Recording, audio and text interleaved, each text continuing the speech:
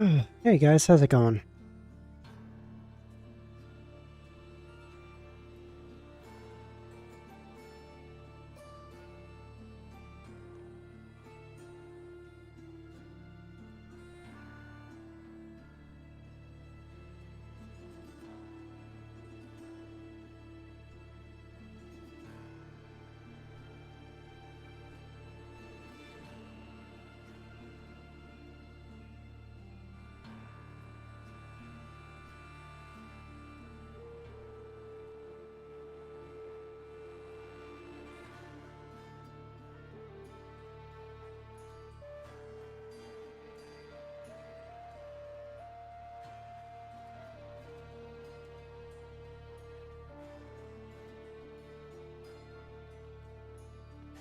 Hey Losh, how's it going, man? How you doing?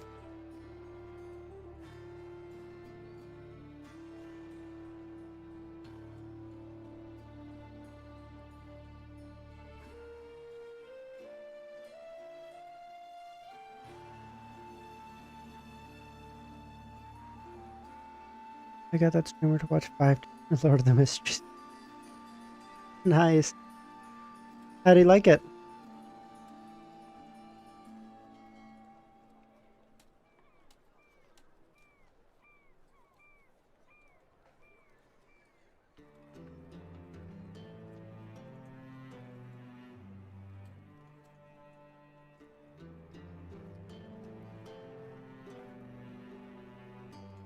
Eh.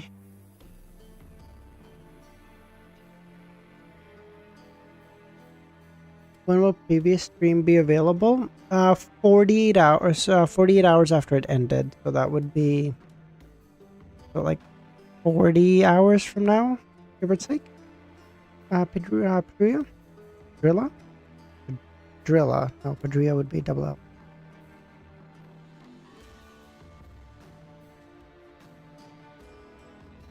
I don't think I've seen you before. How you doing? Are you normally a VODs frog? Alright. Bye, bud.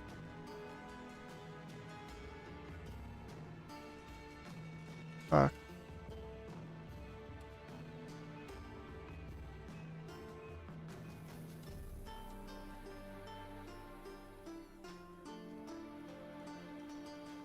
My instinct, but always in the wrong position. Might have it. I even invaded that dude's Discord to spread the full. You guys are nothing if not dedicated, certainly.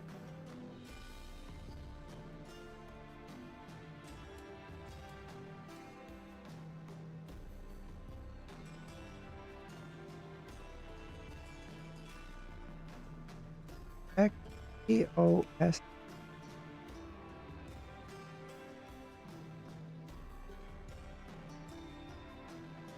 SO. Oh.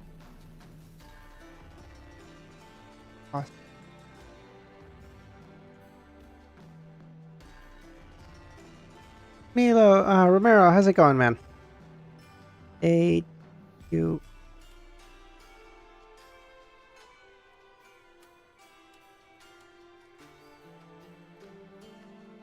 So something.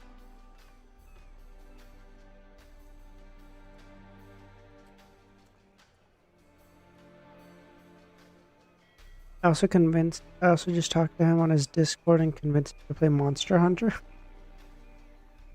You're just turning him into your perfect streamer. Like, fuck everyone else. You're gonna do what I want, damn it.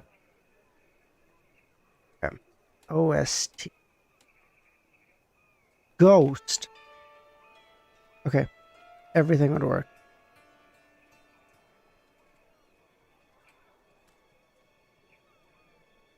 I think I only slept like an hour of these. Okay, you really need to put Wuthering Waves down and go to sleep. And then you need to study, because I'm sure you've missed a lot of studying. Good lord. He's my project. Name? Pardon? Oh, you might be asking the name of the news.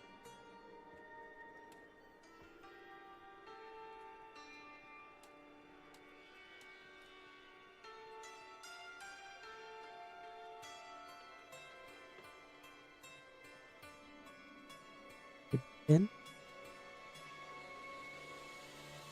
I missed sleep because I had to go to bed after last stream. Ah, shit.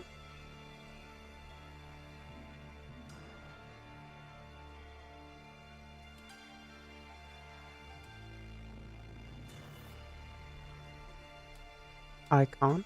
Legend. I'm thinking like border.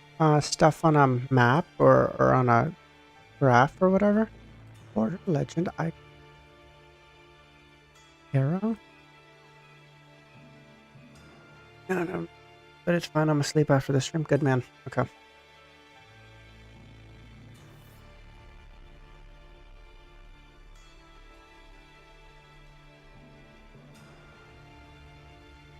Wanderer, how's it going, man?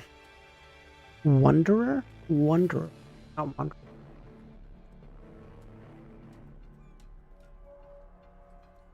Weren't you supposed to be live like 30 minutes from now? Was I? Did I go live early? Oh yeah, I'm showing Lord of the Mysteries.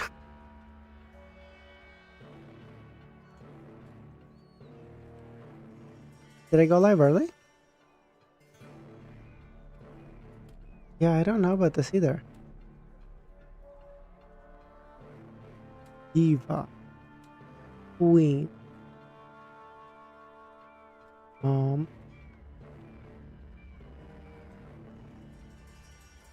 Okay. So Diva, Mom, Queen, and then like a name for like a bossy girl. I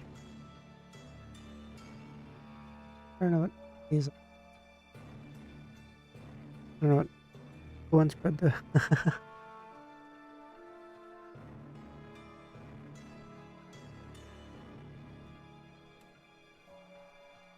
It can't be that one because this is one away. Diva, Queen, Icon, Legend. Oh, I guess this could be one away too. Oh, you were right. You the dude from that one short that made big speculation. Right. Maybe. I don't actually know. I don't post shorts, so it might be me, but I don't know. Died Light. Dr. Z, how's it going?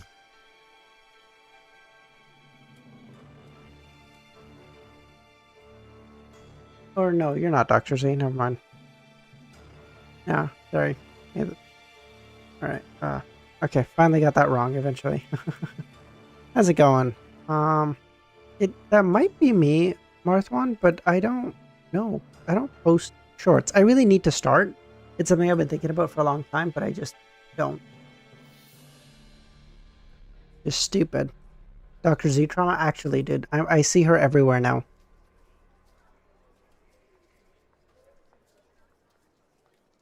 Rat? Mom?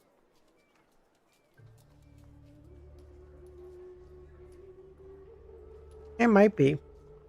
You might be talking about Easy because I don't post shorts.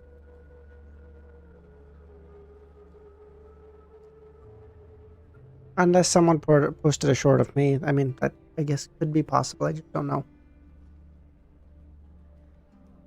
My radar didn't go off, so no. No, I remember seeing Died Light like yesterday or 2 days ago too. With Dr. Z, so I know it's not him. I just forgot.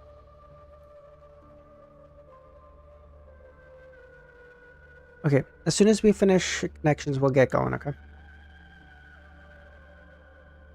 God, please help. Blue. Rat.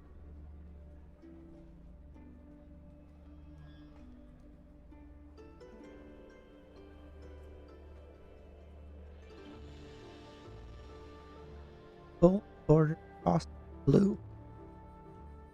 Fuck. Tattoo? Are you fucking kidding me?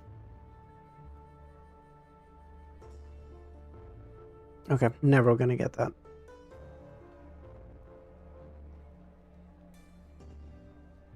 Alright, let's start reading. I don't know how much I'm gonna read because I'm feeling pretty sick, so it probably won't be too long a stream. We'll keep going until I can basically, but no set number. If I feel good, we'll go for like 5 chapters. If I feel good, we'll go for like 9. I don't fucking know. basically go. By the way, how's the audio today? I did some messing around with it to hopefully get it a little bit better. Let me know if you guys see any difference, if it sounds the same as normal. I don't know.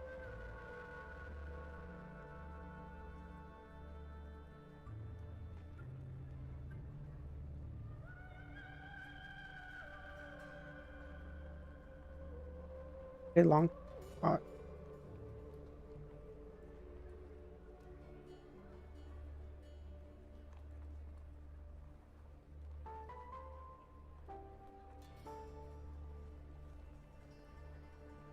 Someone opened a door deep in the Hall of the Murals and came out, a rampager or a beyonder creature who was nearby.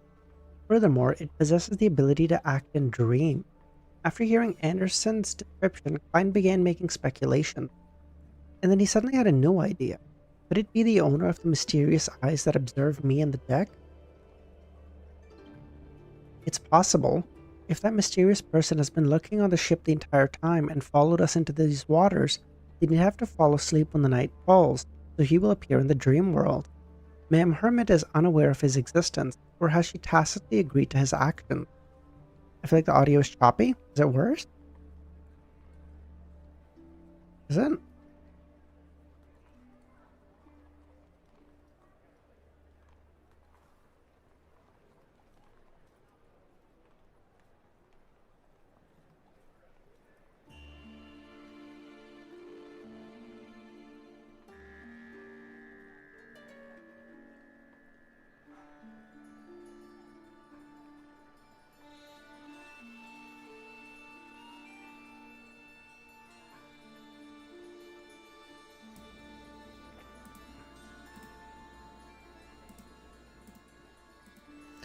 Okay, I just quickly got rid of all the filters and stuff. Let me just see if, let me know if that's better, Romero.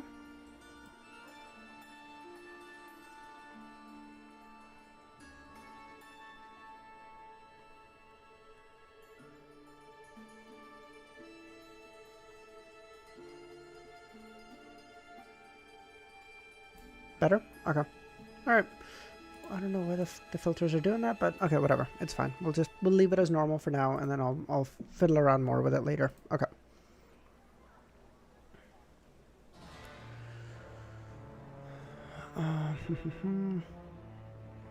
Or he's the trump card that she wields, which is why she isn't afraid of the dangers in these waters when taking on my mission.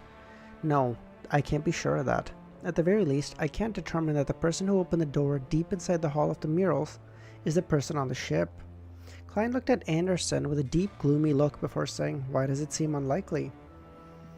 Back when Anderson mentioned it, he originally suspected that the person who opened the door was a member of the future, but he later felt it was unlikely. I visited every person on the ship in the dream, and I discovered that no one possesses the ability to act freely in the world except you. Unfortunately, I was pushing open a door outside back then, Klein said. I know, that's why I don't suspect you. These waters have dangers lurking everywhere. All sorts of unimaginable monsters are active here. Perhaps the person opening the door from before was the stone giant from earlier, or a rotting dragon who dreams of countless treasures. I discovered that ever since I escaped the ship sinking crisis brought about by the storm, my bad luck has been decreasing bit by bit. It's obvious that it's not fixed and won't last forever. Look, I successfully swam to the island, and even though I kept meeting all kinds of bad luck, I managed to last until I found you. Yes, I attract monsters, but did that stone giant appear? And did make that stone giant appear, but didn't we solve it pretty easily? Also, nothing happened despite me being on board for several hours. Shut up, Klein cut him off. Doesn't he know to keep his words to a minimum when faced with a livid expression? I want to beat his ass. If it wasn't for the divination above the grey fog saying that you haven't mutated or have a big shot possessing you, then I would have already sunk you to the bottom of the ocean. Yes, sequence 8 of the Hunter pathway's Provoker. He must have easily digested the potion back then. God, he's so mean. Fine, I'll shut up, Anderson said. Seeing how he wasn't providing him with any more clues about the individual who opened the door in the dream, Klein remained silent for a few seconds, suddenly turned around and walked into the cabin. He had discovered a huge oversight. Since Anderson was on the ship, with bad luck, that meant that the chances of them experiencing an incident would increase exponentially. Can we make it a 6:55 today? Maybe Milos. I don't know. My throat really hurts, man. I'm so sick. I have a fever. I've taken like 4 different kinds of medicine. I have fucking 3 more on the table right here. Like, I'm just fucking... I don't know. After returning to the room, Klein walked to the bathroom and picked up Isaac's copper whistle and Will's paper crane and went above the grey fog and brought down Tinder the Sunbrooch, the Nightmare Beyonder characteristic, from above the grey fog. He didn't immediately switch out his inventory, but he did place them inside his suitcase besides the biological poison bottle. This way, even if danger suddenly struck, he would have a chance to adjust his inventory and make a selection based on the danger he was facing. Klein then walked out of the cabin and saw Frank crouched in a corner. "What happened?" Klein asked. "Didn't I mention about those little things from before?" "They actually need to sleep for some time before they can grow and reproduce. In the end, what happened?" "They finished a large-scale reproduction stage and have even mutated." This is a miracle." "And where have they gone? Are they still in your laboratory?" Klein asked. Frank used 2 seconds to digest the problem as he rolled up his sleeve. "They have drilled inside and have seemingly reconstructed the future." He pounded the deck in front of him and revealed a smile.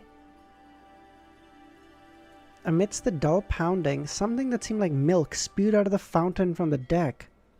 "The future! The future has produced milk!" What the fuck? He just crossbred cows in a fucking ship? What is happening? The cannons are spewing milk. This isn't scientific. I think 561 would be enough. Okay, we'll try to go for that. What the fuck? Ever since he boarded the future, and ever since the ship came to the ravine and began the descent, he felt that many of the things that happened here were very unscientific. Anderson watched agape, nearly forgetting to inquire. Then he stomped his feet and saw another milk fountain spew out. Klein looked at Frank and asked, "After your little things have infected the future, will it continue affecting people?" "In theory, yes." Before he finished his sentence, a figure appeared and kicked him in the ass. It was none other than Nina, who was draped in a blue jacket, glaring angrily at Frank. "Aren't you going to finish off those darn little things of yours?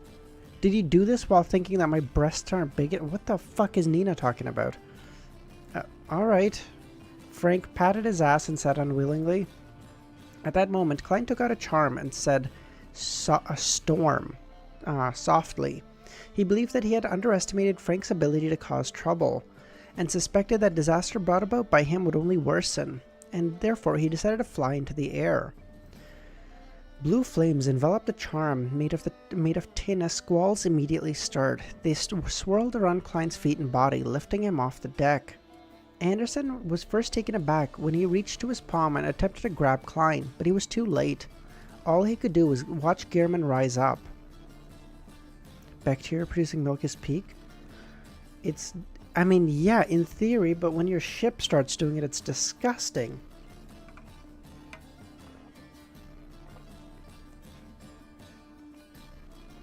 This ordinarily handsome hunter shook his head with a warped expression, somewhat amused, while also wanting to dismember the first mate of the future. The moment the powder made contact with the deck, it immediately produced green vines that grew wildly. Soon it drew out the milk and the little things, entangling the entire deck. In about 10 seconds, the future had been reduced to a forest of vines. Lactating ship, actually, this is disgusting. "It's over," Frank smiled at Nina. They've mutated." At that moment, a pirate walked over, shouting with a tinge of horror, a watermelon is growing from my head." "This is the so-called mutation?" "This is a goddamn mess," Anderson blurted out. "Yeah, this place... What the fuck, Frank? I thought... I liked Frank, dude. Okay, this is getting too creepy for my taste." His eyes then darted around and said, "There's something wrong with the surrounding waters." In midair, Klein also determined the same thing. If there weren't any external disruptions, then Frank's experimental products and Beyonder powers wouldn't have caused the simultaneous mutation. Cattleya then appeared. "Frank, stop all experiments. There are remnant auras of the Earth Mother here."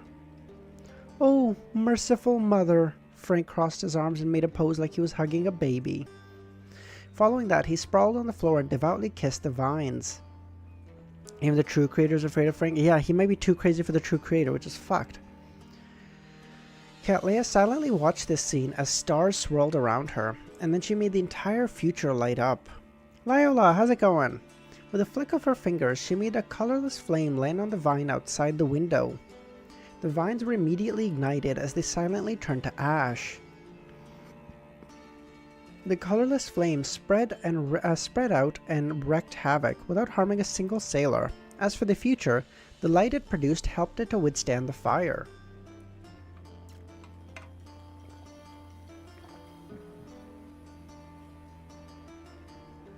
Before long, the forest of vines vanished completely, leaving behind the pirate who had a watermelon growing on his head. "Oh, this is no different than a devil's descent," the pirate with the watermelon on his head said. "Don't open it," Cattleya warned. The pirate who had opened the watermelon with brute force, partially to vent his anger, and partially to satisfy his curiosity. The watermelon split in two, and inside was a milky white brain. Flowing around it was blood like liquid.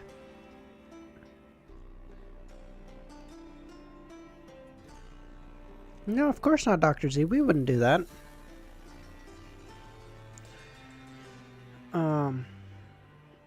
With a thud, the pirate died, without any chance of saving him. His Beyonder characteristic rapidly condensed.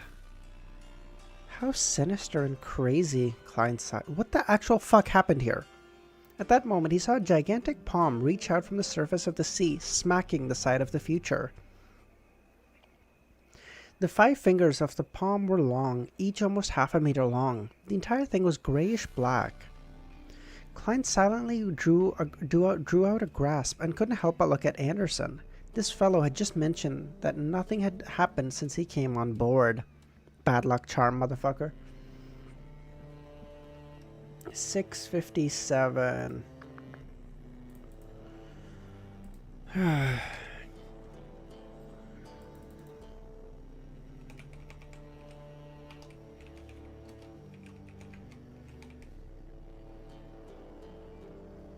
How much did I miss? You missed Frank turning the boat into a lactating boat. Not much beyond that this stream. The grayish-black hand grabbed the side of the ship and quickly hoisted it up, revealing the submerged parts, inch by inch. Through the blue water waves, Klein saw a huge grayish-black shadow. Following that, squirming flesh occupied his entire vision. The monster seemed to be an amalgamation of countless blackening or graying corpses. Attached to the 2 gigantic palms were withered-looking arms that resembled dry timber. The arms stemmed from a corpse that was suspected to be of a giant. This giant's single eye was shut tightly as a few heads were stuck to its neck. And further down, these heads were incomplete scaly fish.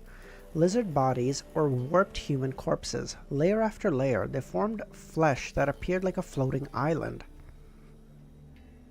So you missed peak? I don't know if I necessarily agree with that definition of peak, but yeah, sure. From the different corpses and connections of the crevices, a yellowish-green gas was emitted, enveloping the entire area. Just the smell of it made many sailors on deck cough violently. Upon seeing this scene, Frank didn't hesitate to take out materials inside a hidden pouch on his belt and showcased his Beyonder powers. But to his surprise, Cattleya's voice rang in his ears. "Frank, stop. Help Nina command the sailors to get them to adjust the sails." "Why?" Frank asked. "In this area, the supernatural matters within the authority of the Earth Mother will mutate, including your powers." Oh shit. The symbols and the magical labels on the future immediately became more pronounced as they lit up one after another, converting the entire ship into a resplendent sea of stars. Dude, Klein was really smart to go with Cat Leia and not the Hanged Man. Holy fuck, they would have died like 8 times over by now. I mean, maybe the Hanged Man wouldn't have gotten in so much trouble in the first place, but still.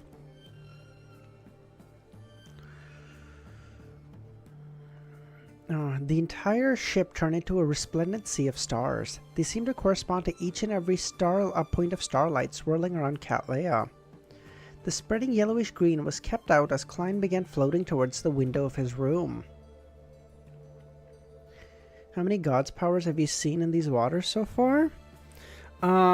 I think we saw something of the true creator, or whatever the fuck it was that almost made the Rose Bishop guy almost lose control, whatever that was. And now this one, right? I don't think we've seen anything else. The coughing pirates felt alleviated. Under the lead of Nina and Frank, as well as the instructions of Odilov, they adjusted the sails and attempted to make the Future escape from the nearby waters. However, the colossal monster held back the front of the ship, and the body beneath the water had connected to unknown parts of the ship to hold the Future, preventing it from advancing.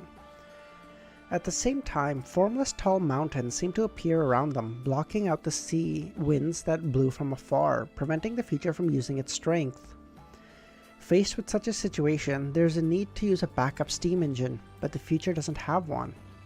But it can still fly with the help of starlight, but that seems to be extremely draining on Cat Leia. Besides, this will be difficult to grasp the direction and distance it will bring us. To make such a flight in such waters, there's a high chance of landing somewhere even more dangerous. And of course, with unlucky Anderson on board, we were not exactly blessed with good luck. Klein floated by the window as he took in the situation. And the sun powers that turned the random guy to ash? True, yes. What the fuck was that? Aegon! Thanks, man. I appreciate that so much.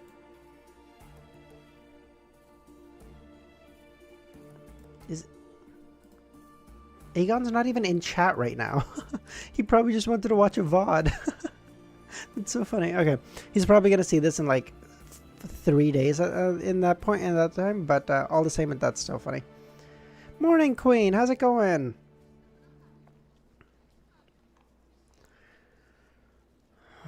He wasn't nervous, as neither Cat Leia nor the strongest hunter Anderson had showcased their true strength, including me, Klein added inwardly. He planned out first returning to his room and wearing tinder, without any food around. Using such a mystical item was more suitable than creeping hunger. The latter was to be resolved for him when facing more dangerous situations and complicated situations, before throwing it above the grey fog to cool down. How are you doing this fine morning, Queen? Or afternoon or night, because it's all different hours of the day for everyone. As for the negative effects of losing items on him, Klein already had a plan. He decided to put in his wallet, Azek's whistle, the adventurer's harmonica, and other items into a suitcase when changing his inventory, leaving creeping hunger, the Murloc cufflink, and the charms of the Sea God domain. He would keep a close watch on the latter two to prevent them from being lost.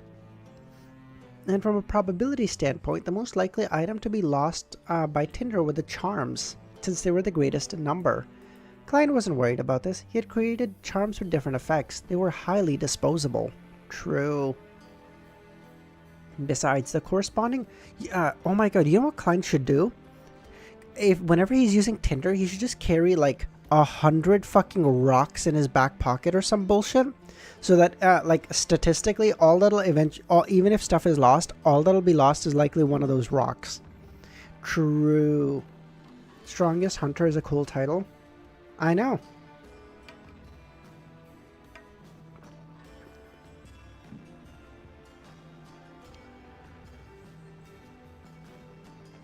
Besides, the corresponding metal in the storm domain is tin. It's cheap and worth nothing.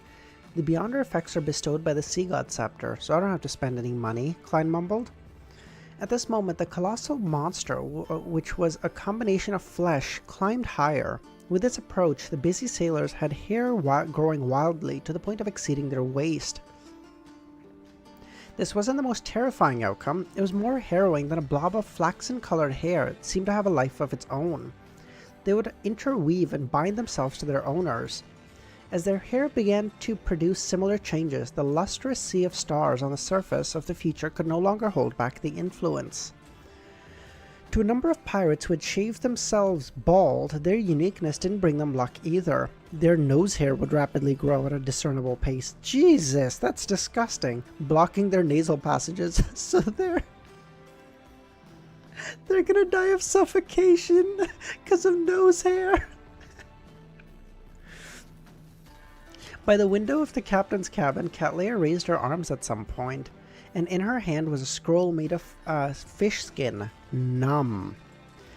As the incantation in ancient Hermes resounded, the scroll burned in silence. A light green luster shot out from within, striking the monster's gigantic palm that appeared by the side of the ship. They can breathe by their mouth? Nah, they're gonna lose control. Dude, Dr. Z, imagine, you're on the brink of losing control, and then you have to start manually breathing again. By the way, now that I said that you're all gonna be manually breathing, you're very welcome. Like, holy shit, that would actually make me lose control. The squirming flesh formed the countless corpses that didn't pause at all. It slammed down on the lustrous sea of stars, sending sparks flying while the ship trembled. Pushkar, how's it going, man? How you doing? The dark purple colors in the depths of Cattleya's eyes deepened. She didn't take out a new scroll. Instead, she pushed her right palm forward. Imprison. When the mysterious incantation came out of the pirate's mouth, the Admiral's mouth, rather, sorry, the resplendent starlight that swirled around her descended upon the terrifying monster. The starlight instantly converged, creating a gigantic, transparent amber. It closed all of the squirming flesh and bound it to where it was. I'm pretty, okay, I was gonna say I'm pretty good. The truth of the matter is I'm feeling pretty sick. My throat hurts, I have a fever, like, I don't feel great. So that's why I don't have like a set chapter on the title, because I don't know how long I'm gonna be able to stream. We'll keep going until I feel okay, but it is what it is. I think, when I was at my graduation, I think because we were with so many people, I'm sure one of them was fucking sick and got me sick. Little fucker. Seeing the opportunity of having the monster trapped in a cage, Anderson's body produced a layer of blinding white flames. Are you taking the correct meds? I took Dayquil, and I took some Tylenol for the fever as well. Yeah. So I mean those are what the doctors always recommend when you're sick anyway. So it's probably fine. Besides, the truth of the matter is, most medicine don't actually do shit for me. It just takes a couple of days for my body to cycle it out naturally anyway. I mean, I think the number was like, if you're taking medicine or not, it shortens the impact, like the length of symptoms by like 24 to 48 hours in most people. In the case of a cold, like it's just like minute. It's so minute. But I mean, a day or two is a big deal. You know, being able to fucking not breathe. God damn it. I gotta take my vitamin syrup. What the fuck is a vitamin syrups?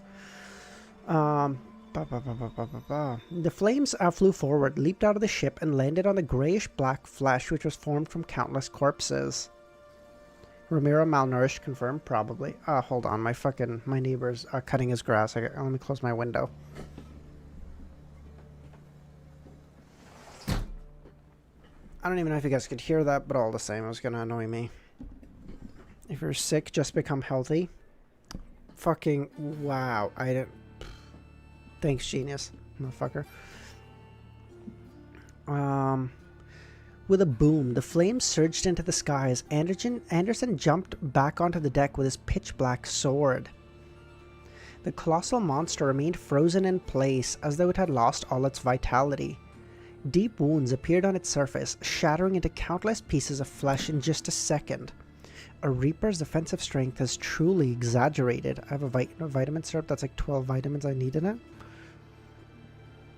Like, did you get your like blood test done, and then it said you were like low on a couple vitamins? At your age, you must have a really unbalanced diet to to be short that many vitamins. That's kind of crazy. Klein, who had redone his inventory, turned to the side of the window to see the scene. He frowned indiscernibly. At this moment, something unexpected happened. The fractured pieces of flesh spread out their limbs, shooting towards the deck in a barrage of attacks.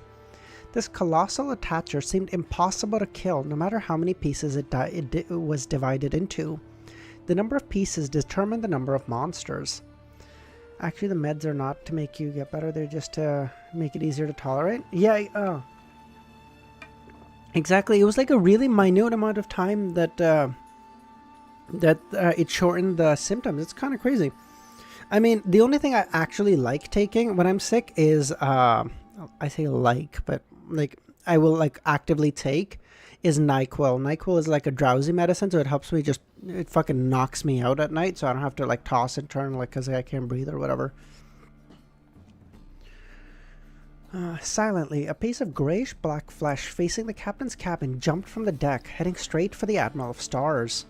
A figure surfaced from the darkness and shielded Cattleya, none other than bloodless Heath Doyle.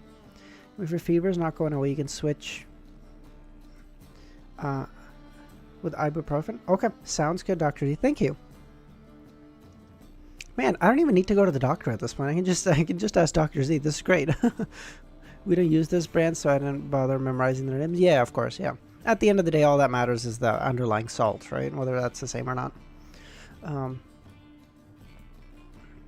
He opened his mouth as they cracked open, all the way from his nose to his chest. Soon, he formed a squirming vortex of flesh and blood.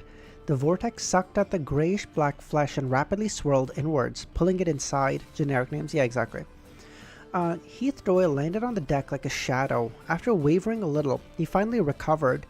As for the grayish-black flesh that had splintered off from the monster, it completely disappeared. The formula needs to be the same, I assume. I would assume it's mostly the same, but I would assume there needs to be some changes because of like patents and stuff. But I'm not very knowledgeable in that area, so take that with a grain of salt. The most terrifying part of this monster is its ridiculous vitality. If only this trait can be stolen. Having used another floating charm, Klein floated out the window and reached to his black-gloved right hand and spread his fingers. The scene before him changed as a result. Blobs of different gorgeous colors replaced the corresponding people and items. These colors kept changing as they rapidly twinkled, making it difficult for anyone to grasp the rules it followed. To be honest, there are differences.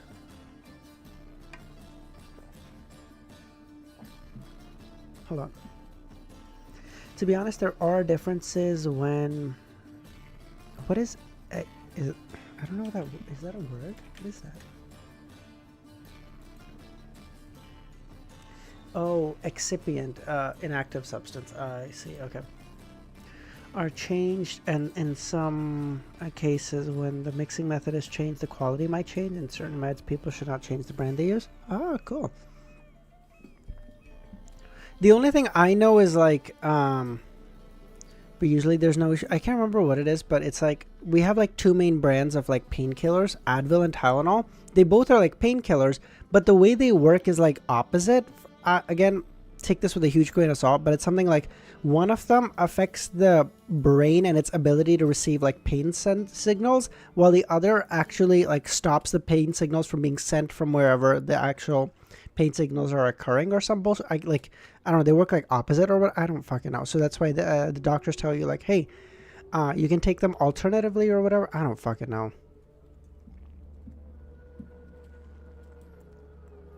Greetings. What's with the? I'm not feeling great, Justin. So where you've been fooled? I don't fucking know, dude. That might again, huge grain of salt. I'm probably wrong. I'm not feeling great, Justin. My throat hurts. I'm feeling sick. So I don't know how long I'm gonna keep going. Hence the fucking however long we'll keep going, and then I'll just change it at the end, basically. Calmly, he clenched his right fist, grabbed a blob of light, and turned his wrist to the right. Suddenly, with a... Yeah, dude, I don't... Yeah. Klein saw a yellowish-green luster after being drawn away, fusing with his right palm. This was the corresponding trait of the fog of poison. He had stolen the greyish-black monster's fog of poison. That was Tinder's effect. Taking a break next stream? No worries, man. I don't even know if I'm going to stream at night. We'll play it by ear. If I feel okay, we'll stream. If not, I won't. Zareth, have you ever seen those memes where it's like when your friend asks you for advice and then you give him advice and then at the end you say like, but I don't know, so that if he ruins his life, it's not on you? It's that whole thing, dude. Like, I don't ever... Like, I'm acutely aware of how much stuff I don't know. So, like, if I'm talking about something I'm not sure about, I will be, like, really clear. I'll be like, dude, this is my understanding. Take it with a huge grain of salt. Couldn't fucking tell you, though. At the same time, Klein discovered that his damage transfer power was lost. He no longer had it. I can only steal from the same target every 12 hours. With some level of realization, Klein looked at the surrounding future and the yellowish-grey fog which was corroding the resplendency of stars, rapidly thinning, and no longer looked obvious. The greyish-black flesh that scattered everywhere also showed signs of desiccating and darkening. What does vitamin B smell? I don't know. I've basically never taken any vitamins. I couldn't tell you. Captain Panda, how's it going? Oh, you're a member. Shit. Thanks, man. How you doing? Are you normally a VOD viewer? What's up?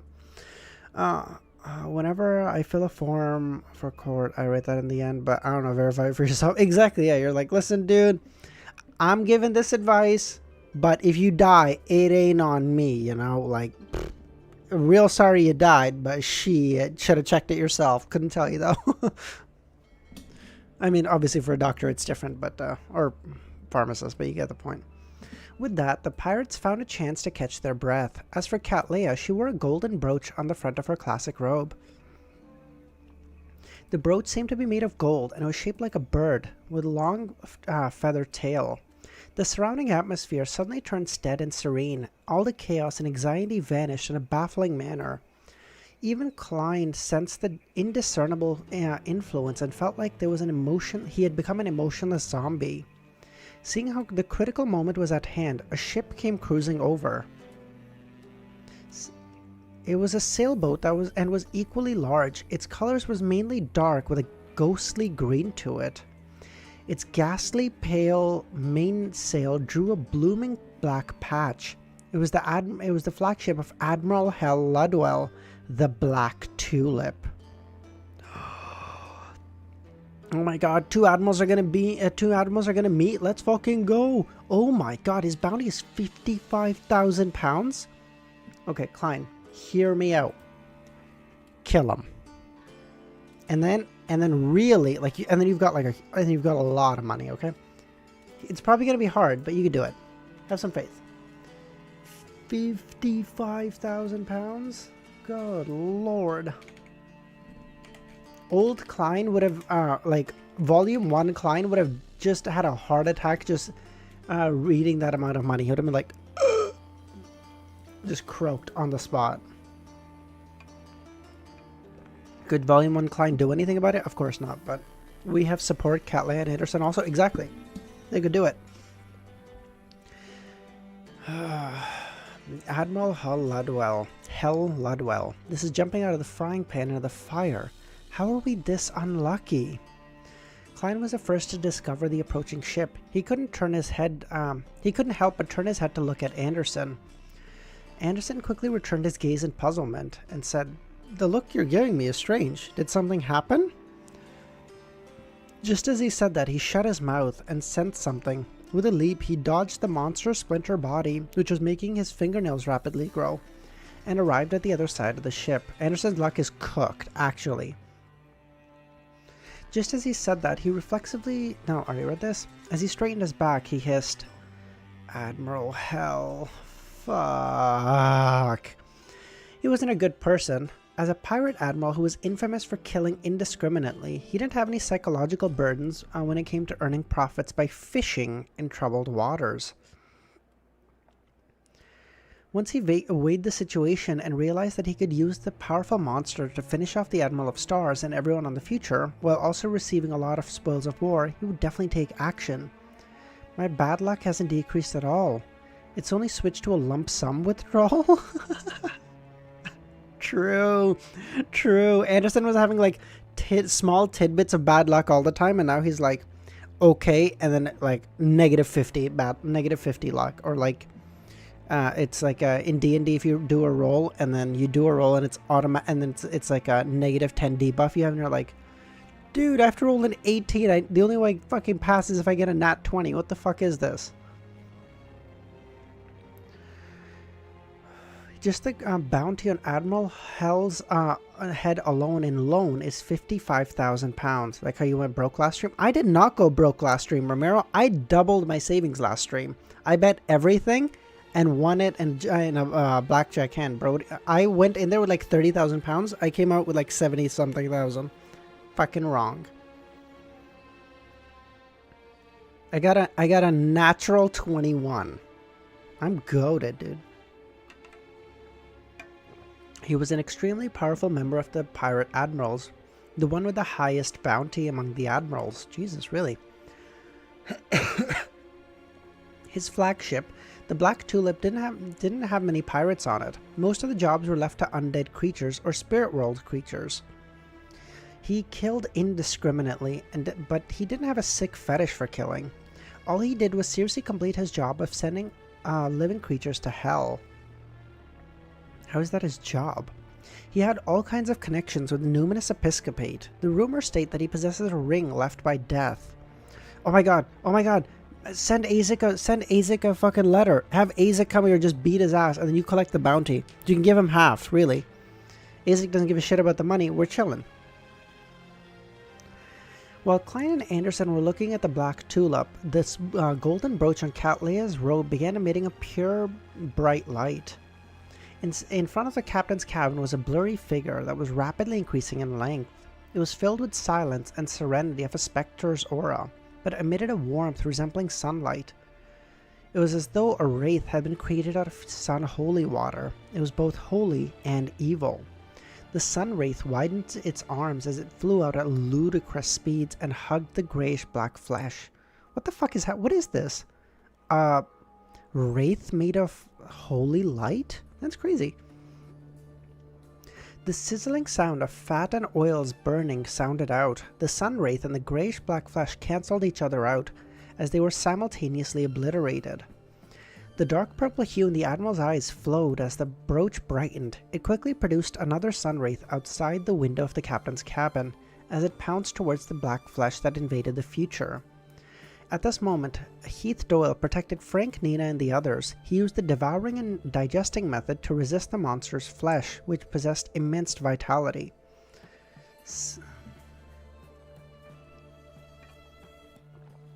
The Black Tulip's speed was faster than Klein had anticipated. In seconds, it entered a range which was cause for alarm for the future. Wait, there's no fucking shot they're gonna fight an admiral, right? This is gonna be one of those, the Yonko thing again, where he's just gonna pass by without doing anything. Because they're all... I don't... I don't know if I like their chances right now, dude. The black sailboat slowed down and stopped to the side. It seemed to be aware of what happened. Suddenly, Klein saw a nearly transparent eye surface on the future's airspace. It had a ghastly pale white as it looked down from above. This is a spirit medium's version of a telescope? Klein drew his revolver and aimed it at the eye. At that moment, he was hesitant. As a crazy adventurer, Gehrman, to directly fire was a choice that matched the persona best. But at this moment, Admiral Hell had yet to show any sign of animosity. He might have qualms about the faction backing Cat Leia and hold back, but if Klein was to rashly kill the telescope, he would undoubtedly push the situation to be more chaotic and dangerous. After that brief dilemma, the eye vanished. A distance away, the Black Tulip continued approaching as it became clearer and clearer. Now we have Frank and crossbreed some bullshit to help them win. Oh my god! Hear me out. What if Frank crossbreeds Admiral Hell with the future, and now we've got a real ghost ship, okay? We've got a spirit world creature ship, okay?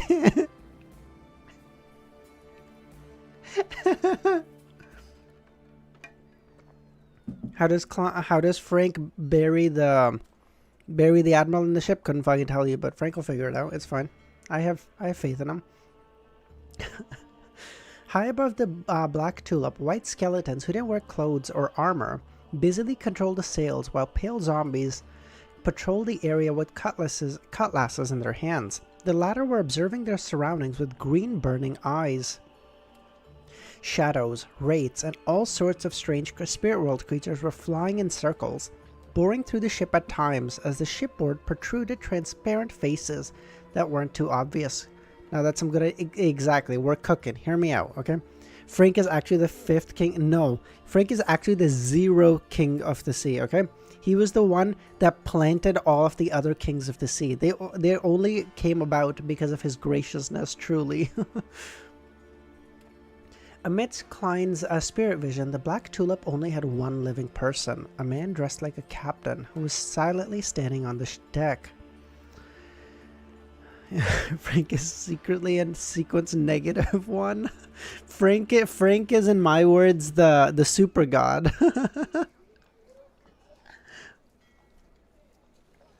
He wore an exaggerated triangular hat with a white skull and feathers on it.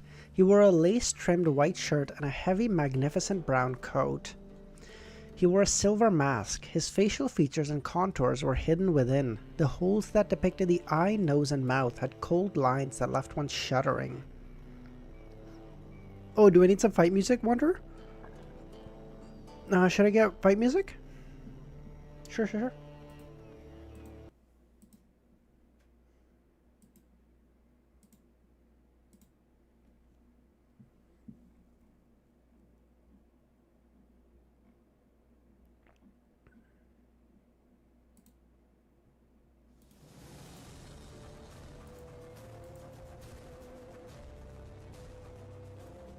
Where is first mate, second mate, third mate, boatswain?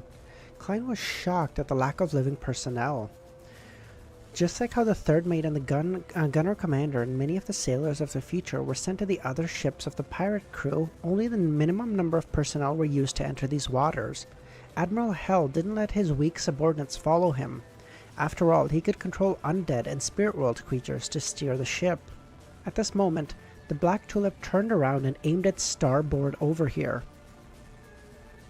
Aimed at starboard side over. As Admiral Hell touched his silver mask, a salvo of shots rang out. Cannonballs flew over, some falling into the sea before they came close, producing splashes. Others overshot and fell somewhere even further. This was a calibration shot.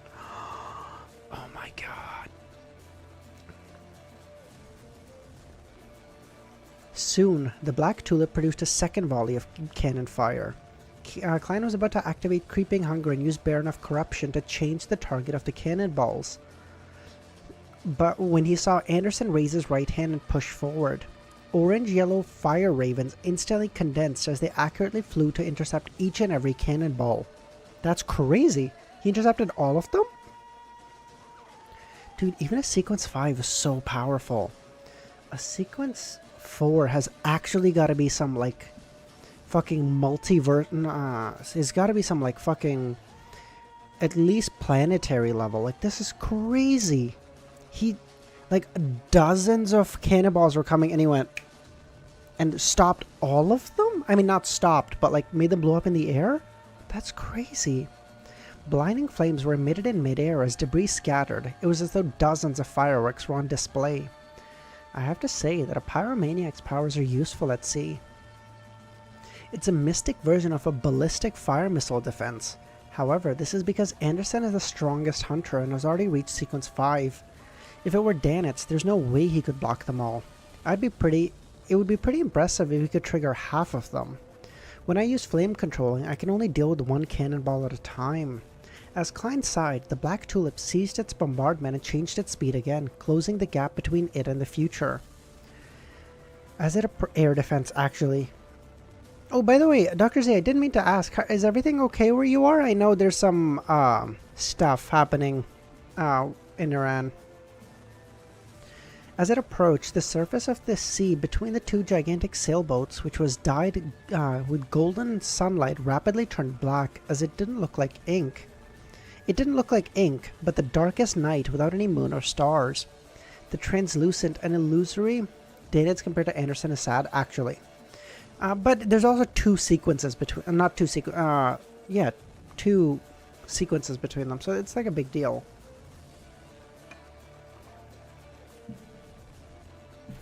Translucent and illusory ferocious creatures crawled out of the dark sea. Pale corpses reached out with their palms and had rotten flesh dangling from them, as dark red or cold flames emerged, forming a pair of eyes. The area seemed to turn into the entrance to hell. All kinds of undead creatures floated on the surface in dense numbers as they charged forward. Anderson looked back at the sun rays, which were obliterating the greyish-black flesh, and he knew Catlea was at a critical moment in dealing with the monster. All he could do was draw a grasp and look at Gehrman with a bitter smile. Just as he was about to press his hand onto the shipboard to create scarlet flames that spread outwards to prevent the invasion of the undead army, he was surprised to see Gehrman turn around and fly back to the cabin. He fled? No way! Anderson's expression froze. He grimaced as he hurriedly leaned forward, extending his palm to press on the shipboard. Silently, a swath of flame soared into the sky and swept the area ahead of him. At this moment, a charm suddenly flew in front of him, as he heard a voice in ancient Hermes. Storm! Huh? Anderson looked up and saw Gehrman in his round neck shirt and brown jacket being swept in a squall. Is he committing suicide? What the hell is happening? Anderson turned to gape as he felt puzzled. With the charm's effects and the blessing of the wind, Klein flew to the airspace above the bow of the Black Tulip. Dr. Z is feeling what I was feeling during the India-Pakistan... Oh, true, Zaza. I don't actually know how stuff is over there. I know there was some missile fire. It was either yesterday or the day before, depending on time zone and stuff. Just want to make sure everyone's doing okay. You know, man, this year's been so fucked internationally. Eh? Like, there's been so much shit happening.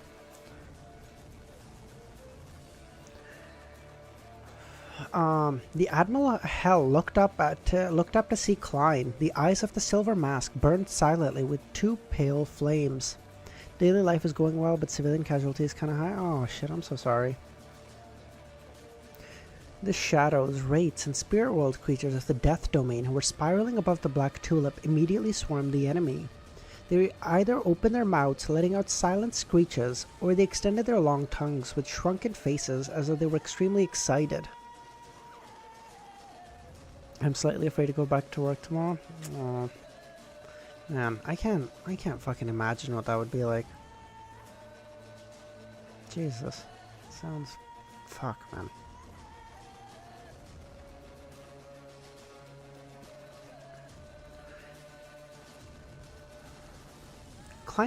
They either opened their mouths and let out silent screeches, or they extended their long tongue with shrunken faces as though they were extremely excited. I'm like 80% sure I already read this. Klein looked at them with a deadpan expression, reached into his pocket, and released a wall of spirituality on a squarish box. He took out Azek's copper whistle and tied it to a few matchsticks, and threw them to the deck of the Tulip stern. Suddenly, a transparent, cold, indistinct shadow and wraiths paused, as though they were frozen worms. Following that, they didn't hesitate to turn their bodies rapidly to fly to the stern of the Black Tulip. The strange-looking spirit world creatures followed closely behind. In less than a second, the skeletons and zombies who were adjusting the cannons betrayed Admiral Hell. The bow was left completely empty except for Ludwell. Klein landed on the deck while pressing down on his cap, landing before Ludwell. Holy shit, Klein is so hard! He just landed in front of the an Admiral and said, "Yeah, what's up, bitch? What's up?" His body was bent slightly as he released the right hand on his cap. His gaze locked on to Admiral Hell. The whistle saved Klein. Actually, this is some actual level 80 aura farming. What? Listen, motherfucker, you can either leave us alone or you get turned into 55,000 pounds, okay? Those are your two fucking options. What's up?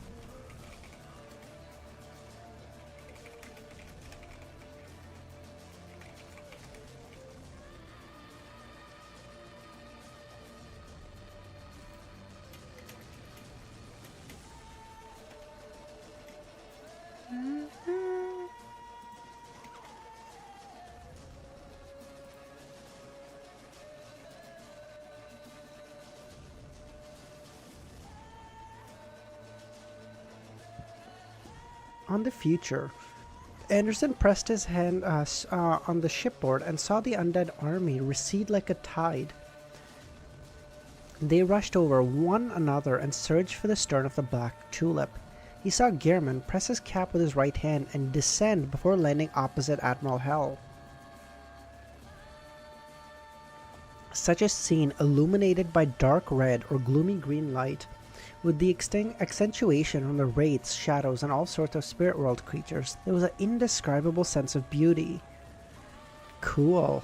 As expected of the craziest adventurer, Anderson praised. Gehrman had apparently thrown a charm in front of him before flying over. Furthermore, he specially demonstrated the incantation to activate the charm.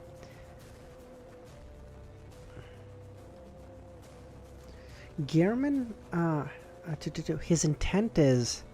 Anderson moved his gaze down and discovered a charm made of tin at his feet. On the Black Tulip, Klein, whose body was slightly bent while his eyes locked onto the enemy, wasn't actually as cold and calm as his expression depicted. Anderson better fly over with a charm. There's a high chance that I can't deal with him alone. It might even be very dangerous. While his eyes reflected the silver mask, Klein silently prayed. As the mysterious eyes that observed the deck and himself existed, as well as the door opener in the dream world, which Anderson Hood had mentioned, he cautiously gave up the idea of immediately praying to himself in order to use the Sea God Scepter above the Grey Fog to respond.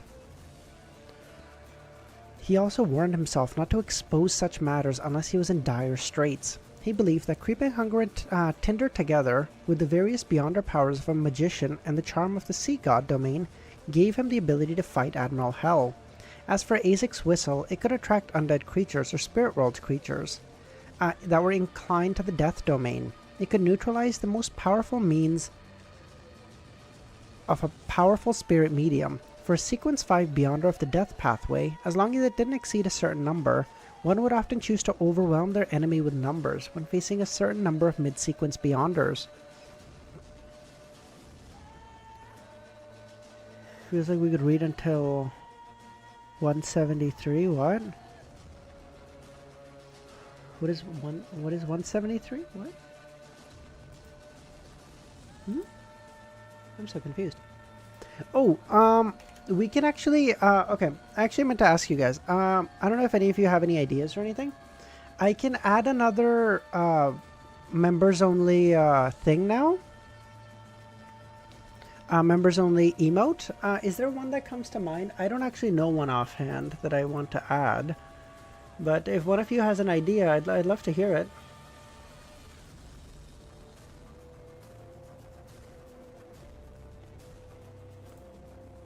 Oh, bro, I can't read till 673. You out of your mind? Pregnant emoji? I don't... Is there a Megos emoji that I can do?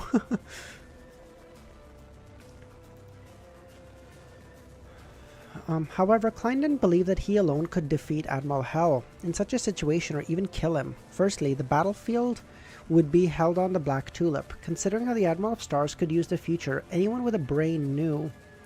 sorry, give me 1 second. That such a situation wasn't optimistic. Secondly, Ludwell was the most senior pirate admiral at the moment. He had two powerful factions, the King of the Five Seas and the Numinous Episcopate, backing him. Wait. Nast is backing Admiral Hell? The mystical items and sealed artifacts he had might not be any weaker than Klein, or might even exceed his. Monocle emoji? be pregnant yourself?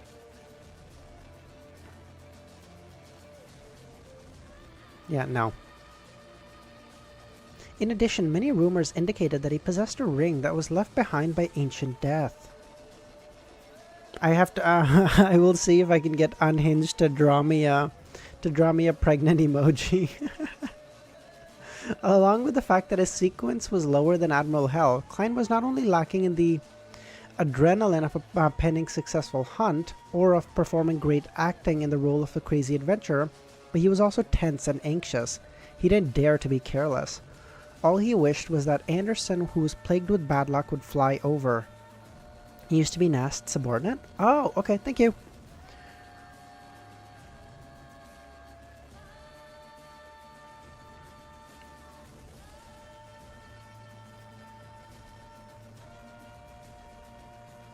Only when two people of equal strength allied together could they have a small chance of defeating or resisting Ludwell, who had lost his undead army. It also gave Catley and her pirates space and time to finish off the pieced-together monster.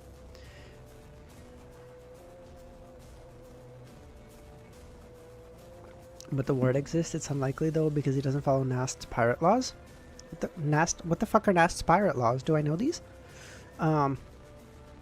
Just as this thought flashed through his mind, Klein didn't hesitate to launch an attack. He made the fog of poison, which he stole with tinder, spread. No one could see the unease and worry in his heart. Wearing a exaggerated triangular hat and silver mask, Ludwell raised his left fist, spread out his fingers, and aimed his palm at Klein. Instantly, the deck of the bow was enveloped by a harrowing yellowish-green fog. In front of Ludwell, an illusory glow exploded. Following that, a point spiraled and collapsed inwardly, outlining a blurry bronze door whose two sides swung open. No. Oh, okay. Those seem like reasonable expectations. The bronze door was covered in all sorts of mysterious patterns. It had an indescribable heaviness and silence to it. With a creak, the door shook and creaked open. Behind the gap was an endless darkness, the deepest and darkest of nights. Indescribable pairs of eyes were hidden in the darkness behind the door, densely packed everywhere, but it was impossible to discern their bodies. Skinless arms covered in blood, along with greenish-black vines and baby faces reached out. What the fuck? Palms with mouths filled with teeth grabbed at everything. Beyond the doors, they screamed, laughed, sobbed, yelled. This brought a terrifying suction force. Out of nowhere, cold hurricanes that sent chills down to the bones stirred, pushing objects towards these strange creatures. The yellowish-green fog was instantly cleared, as Klein couldn't help but lean forward as he stumbled.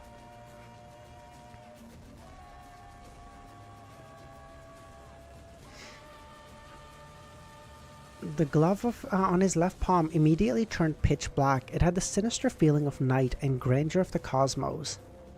Klein's brown eyes darkened as he spread out his left hand.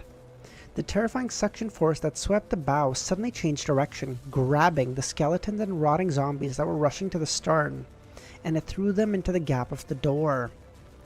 Distortion. Baron of Corruption's distortion. Klein had distorted the target of the mysterious door, but he had used the skeleton and zombies on the Black Tulip to substitute himself. In Volume 1, when the Alfalfa was attacked by Nast's crew, they even made sure to leave behind enough food for them to finish their trip. Oh, that's so sweet. Nast is like Luffy, for real, for real. The cap he had worn had already been blown away by the hurricane and was spinning in midair. He seemed to take flight as it pursued the undead creatures that had been sucked away. Lawyer so helpful, actually. At this moment, Admiral Hell, who wore an exaggerated triangular hat... Bro, why the fuck do they keep mentioning this hat? What the fuck? I get it, he has an exaggerated triangular hat. I feel like this is the 9th time they've mentioned this. Raised his right hand again and extended his palm. The right side of his upper body rapidly turned illusory, as though it belonged to that of a wraith or spectre. His arm kept extending and instantly covered quite a significant distance as his pale palm grabbed at his enemy. This is like Earl Hall's opulent villa all over again. What the fuck?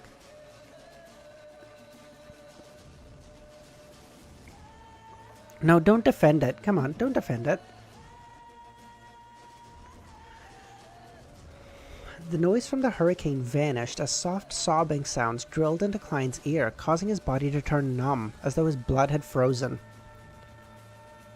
As the pale palm approached, he seemed to be possessed by a wraith or evil spirit. He couldn't produce an effective response as he watched death approach. In despair, he felt his vitality depleting. Without any resistance, Ledwell's pale and illusory right palm grabbed Klein and squashed him into a thin paper figurine. The paper figurine was covered with signs of dark green corrosion. Klein might fucking go! Let's go! Let's go! Use the paper figurine! Dude, just take out some tarot cards and just fucking shred them. Soon it was shredded to dust under the hurricane that never stopped. To the side of the bronze door, Klein's figure surfaced again. His left glove had already been dyed with the color of pure sunlight. It's a cool hat. Why are you so mean? Bro, I'm not mean. Just like mention it like twice. I get it. Great hat. No problem. Why you gotta fucking mention it 9 times in one chapter? Come on.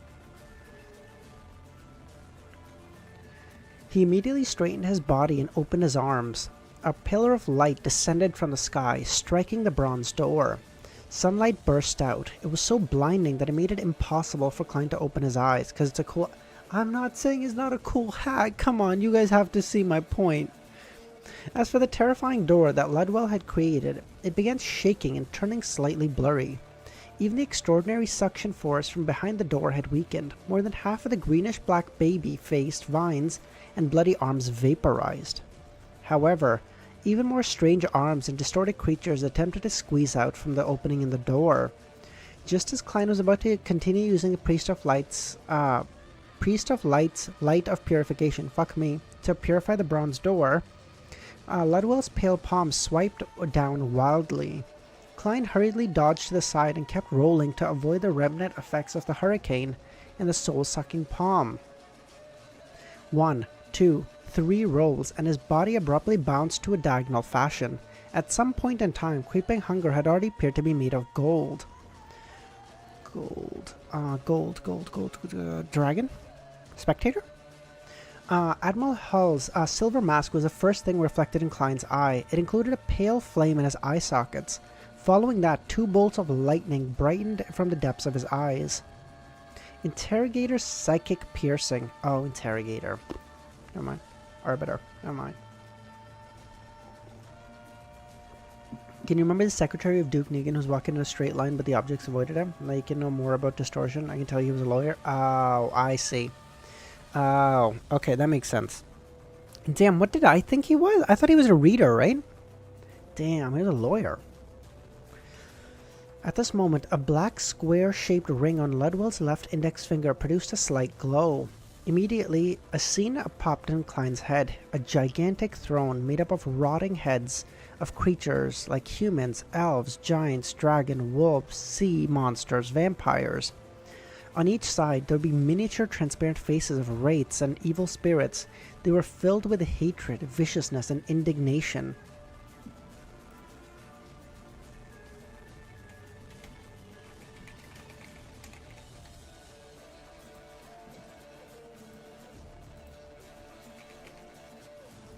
Hold on.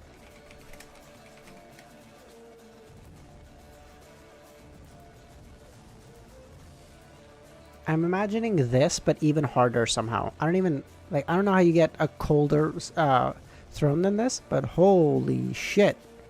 Like, this is what I'm imagining, except with faces instead of swords, which is crazy.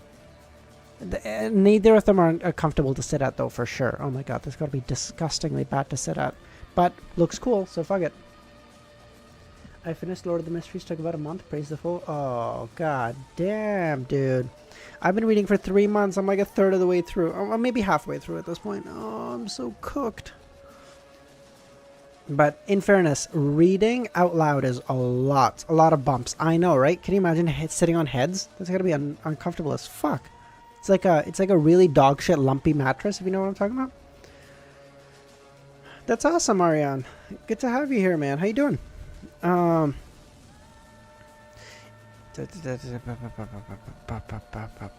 Suddenly, Klein felt as though his head had not only been struck by an axe. The fearsome pain filled his mind without any delay. His psychic piercing had not only failed to show its effects, but it had ended up affecting him in an amplified manner. If not for him having experienced more extreme pain, Klein definitely would have fallen to the ground, wailing. But even so, he lost his ability to resist as he bent his knee back with grimace. Seizing this opportunity, the gap where Ludwell's mouth was, a slow language that ordinary living creatures were unable to understand emanated. It was the language of death that came from the hell and underworld. The language of death? Jesus. Just as Klein felt a little better, he discovered his spirit body was floating up uncontrollably, separating from his body.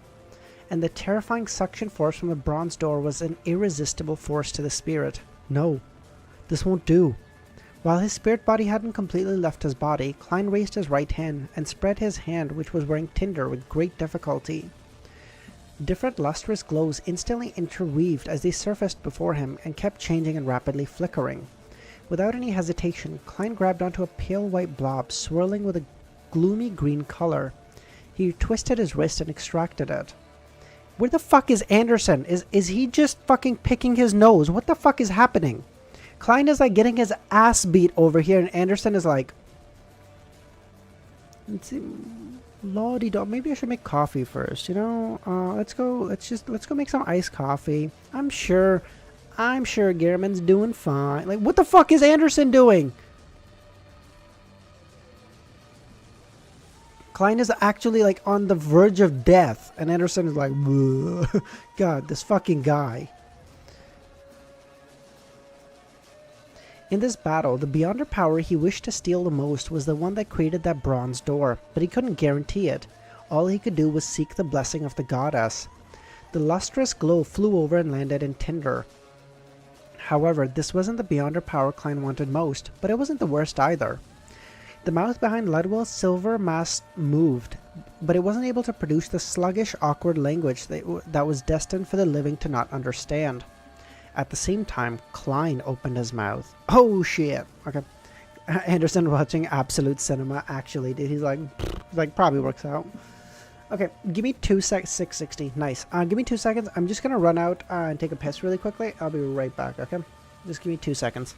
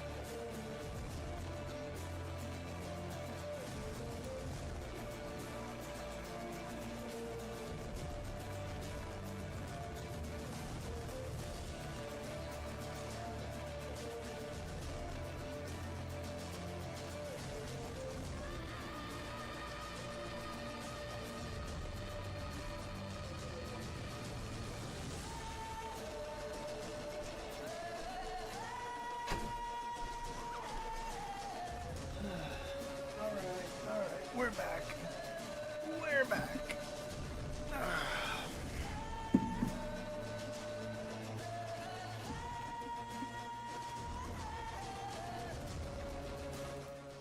Okay, let's go. Kelvin, he can't fly? Bullshit. Anderson can totally fly. He can make like a flame spear and then like sort of go with the flame spear. He did that against the giant. So bullshit. He can totally fly. He's just choosing not to, okay? He's being a little bitch. He's fighting Admiral Death. Yeah, it's so cool.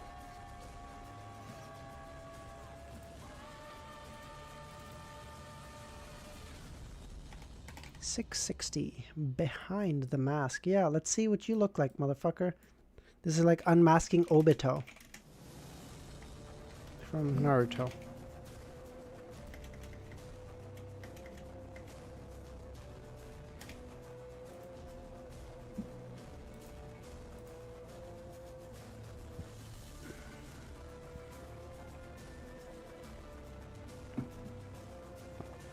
One syllable after another of distorted, incomprehensible, indecipherable words spewed out of Klein's mouth.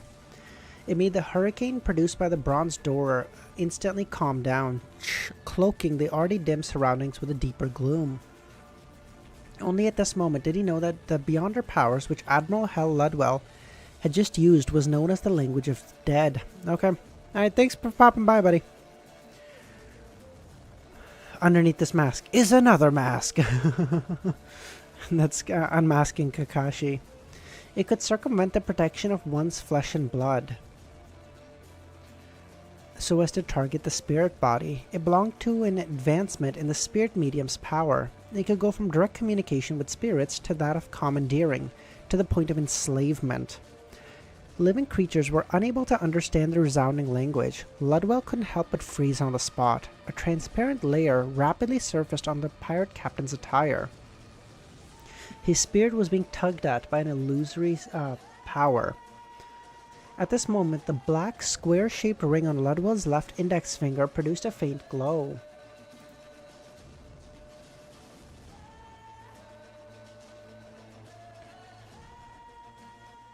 Where am I? The minute portions of his spirit body, which had been forcibly drawn out, had returned to his body as the two fused back into one. With his right hand, Ludwell drew the thin rapier hanging by his waist. My daily coke for the stream. Debbie dead. Nice. It was iron black in color, and its tip gathered the surrounding light, turning it into a black point. Admiral Hell suddenly took a step forward, and with vigorous wind currents, he suddenly closed the distance between him and Klein. Immediately, he thrust the rapier in his hand at lightning speed. The bronze door, which was covered with the mysterious patterns, remained standing erected at its original spot. It didn't vanish because of Ludwell retracting his left hand. This was different from the similar-looking ability that Sharon had previously cast, using a mystical item. The black rapier pierced through Klein's body in an unavoidable manner. Klein's figure rapidly crumbled into a piece of paper. Its surface turned yellow and dry, as though it had been weathered for thousands of years. The hurricane brought about by the bronze door completely pulverized the paper figurine. In midair, Klein jumped out of the darkness as he held a huge handful of charms from the sea god domain. "Storm!" he shouted in ancient Hermes as the tin flakes individually lit up as they sacrificed themselves to the sea god. This also meant that if Klein wished so, he could recycle most of the materials and use it multiple times until the metals could no longer withstand his spirituality. Blue wind blades shot out at the corresponding waters, sprayed out heavy waves that were as tall as the ship. Klein didn't attempt or have the time to distinguish between different kinds of charms. While these kinds of attacks inundated Ludwell, the extraordinary effects also augmented Admiral Hell. He was given augmented effects like underwater breathing, underwater mobility, flight, and pressure resistance, none of which were useful at the moment. Ludwell suddenly opened his mouth and produced a silent screech. He struck the waves beside him as the countless wind blades temporarily froze in midair. Immediately following that, Admiral Hell raised his left hand as the black, square-shaped ring on his left index finger produced a sinister and eerie glow. The bronze door, which exuded an indescribable feeling, instantly swelled as it doubled in height and width.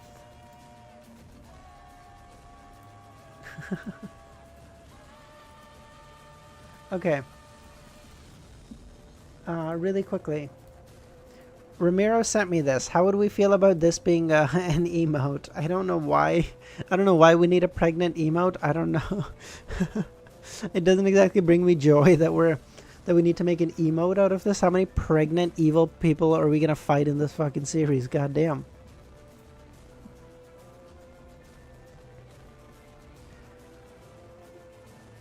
Immediately following that, Admiral Hell raised his left hand as the black square-shaped ring on his index finger produced an eerie glow. The bronze door, which exuded an indescribable feeling, instantly swelled as it doubled in height and width. It's necessary?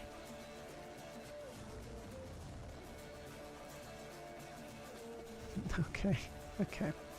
Wind blades in the black sea waves that were produced as Klein charged at the door from the air.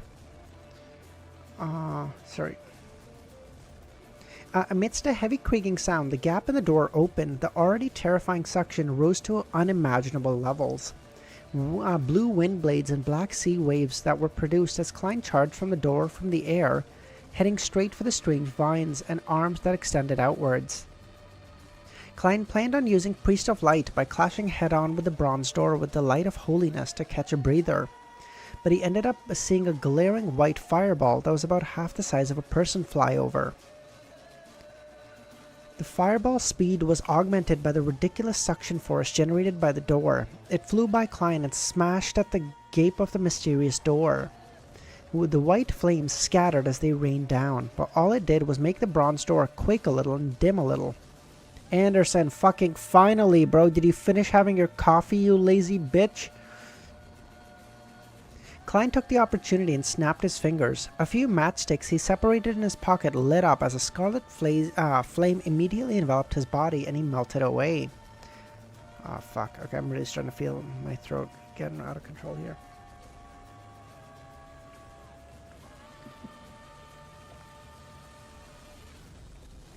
A flame burst out by the side of the bronze door as Klein leapt out. He instantly noticed that Anderson was floating in midair in an awkward manner, holding a burning white spear.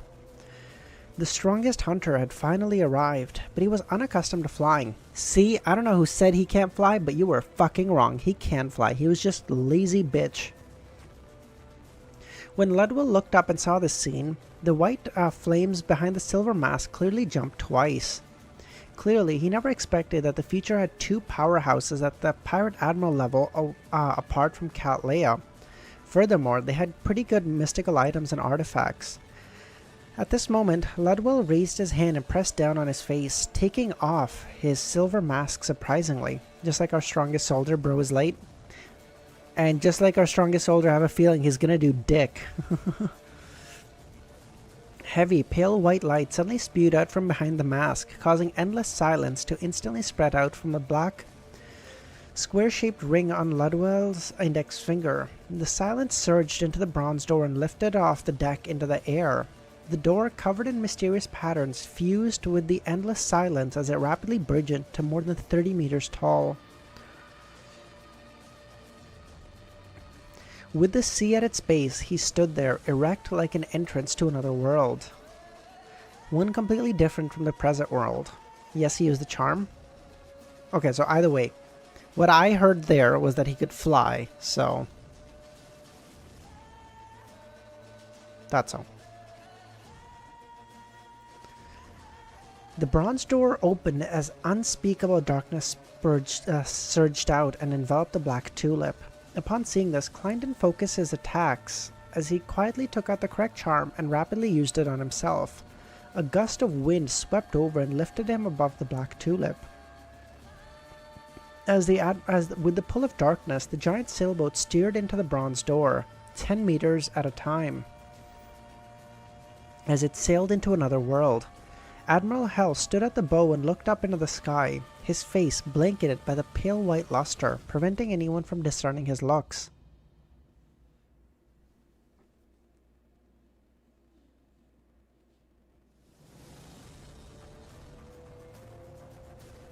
Sorry, give me 1 second. I'm hearing something downstairs and I'm alone in the house. Give me a quick second. Just gonna make sure. Give me 2 seconds.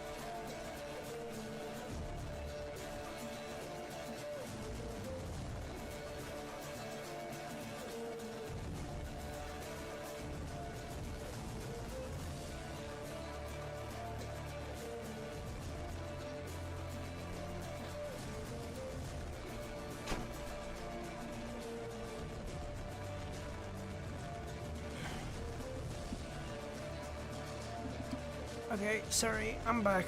Sorry about that.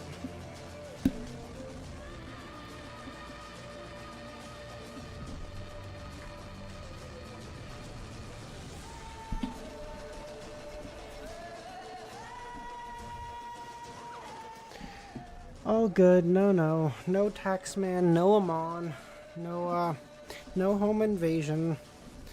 I'm guessing someone just left the window open downstairs, and I could hear, and like someone was like, my kids were running around outside, so that's what I was hearing.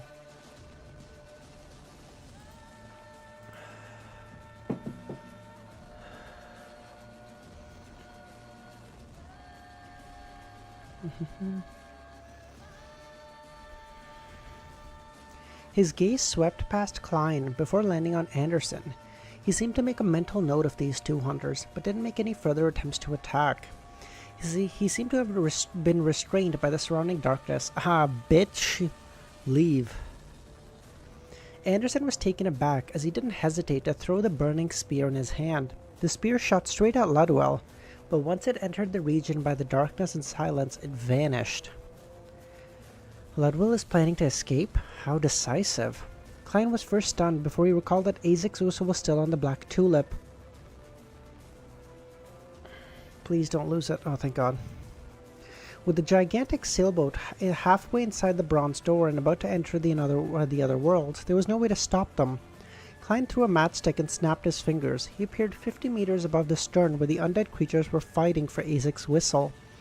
This item, which kept changing hands, finally burst into a scarlet flame due to the matchsticks attached to it. Amidst the flames, Klein's figure surfaced there and grabbed the whistle. This was the preparations he made for retrieving the whistle. Furthermore, to prevent any mishaps from happening, such as the matchsticks from being pulled away by the undead creatures, he also coated the copper whistle with an easily flammable essential oil of the sun. Thank God. Whew. If he lost the whistle, I'd have been so ticked. Surrounded by countless undead, Klein didn't have the luxury of time to retract his hand that grabbed the copper whistle. He snapped his fingers again. At this moment, transparent, rotting, pale, or illusory hands grabbed him. His figure quickly materialized amidst the flames. His face was livid and his lips were white, having been grabbed by countless wraiths, shadows, and creatures. He felt his spirit body was ice cold. He couldn't control his body as he plummeted to the sea. The black tulip was almost completely crossing the bronze door. The sea, which appeared like an entrance to hell, had been restored to normal. Whew, we're good. Klein sank a few meters and swallowed a mouthful of bitter, astringent seawater before ultimately recovering. Thankfully, I was prepared. As this thought flashed past his mind, he felt something amiss. By wearing the Murloc cufflink, he had the ability to breathe underwater for 10 minutes. He shouldn't have drank mouthfuls of water. Only then did Klein look at his wrist and realize the cufflink had detached at some point in time. Tinder lost it. I was on the black tulip the entire time. He instinctively swam forward for a few seconds before ultimately stopping, as he saw the gigantic sailboat meld into the darkness.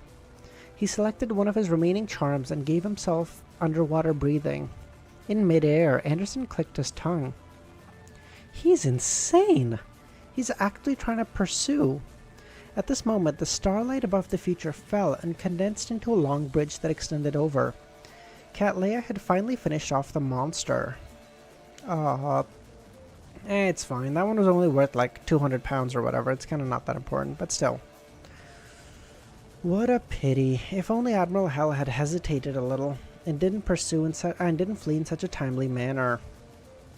Anderson sighed slightly and landed on the star bridge. As he watched Gehrman fly over, he was just about to greet and praise him when he saw the cold and gloomy expression.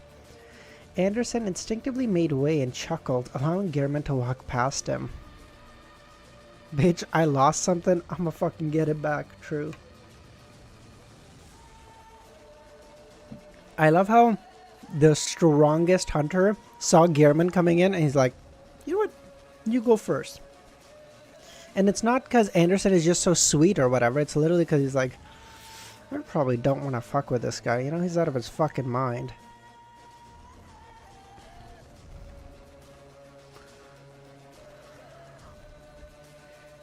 After returning to the future, Klein held back his effusing emotions and watched Frank walk over and give him a thumbs up. You're the craziest guy I've ever met. You dared to board the Black Tulip alone and single-handedly challenged the Admiral? And you even came back alive! Sorry, in terms of craziness, I'm way inferior to you, Klein thought. At this moment, pirates with long or disheveled hair expressed their astonishment and amazement. In such an atmosphere, Klein closed his eyes and felt his faceless potion completely digest. Let's go! Scoreboard! Absolute cinema. True.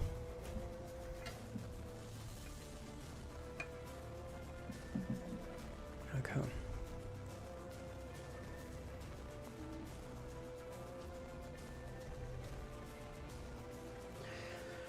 Okay, this might be the last chapter. I don't know. You said 661 we can end at, Romero? I think we'll end it here, man. My throat's hurting so bad.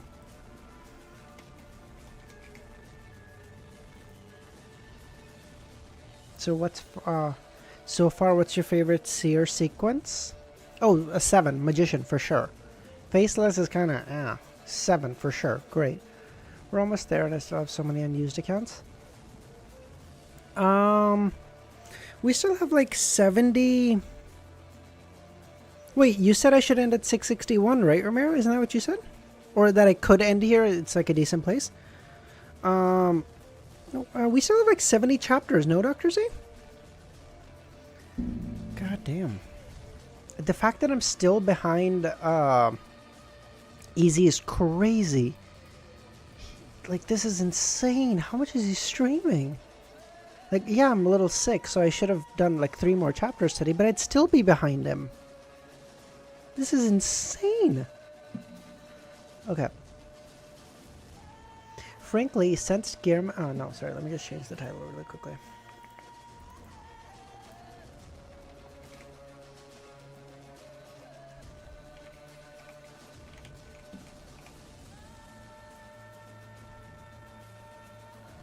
One more chapter to reach Easy? No, he's like 10 chapters ahead. No, he's at like 672, no?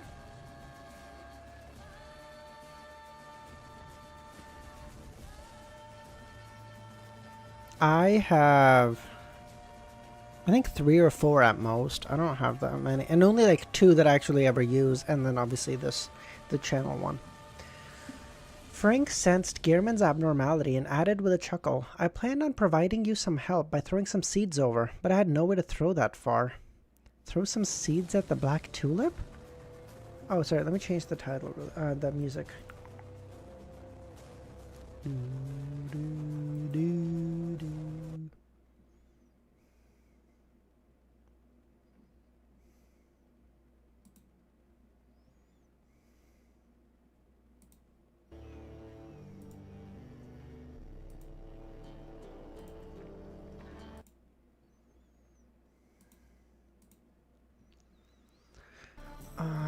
Throw some seeds at the Black Tulip? These waters have remnants of the Earth Mother.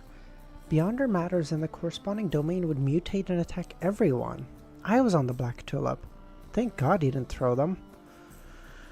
Just as he was about to give a minced answer to match Gearman's persona, he saw Heath Doyle appear, bending his back to vomit. This bloodlust retched before his knees went limp and he knelt on the deck.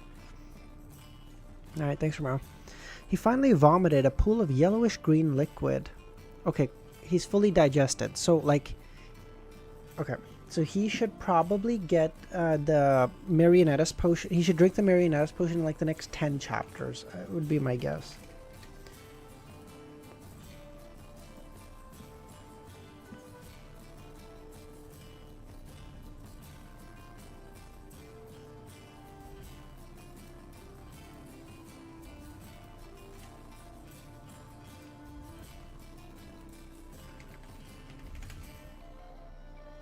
Klein will drink the Marionettas potion in the next 10 chapters. Let's go!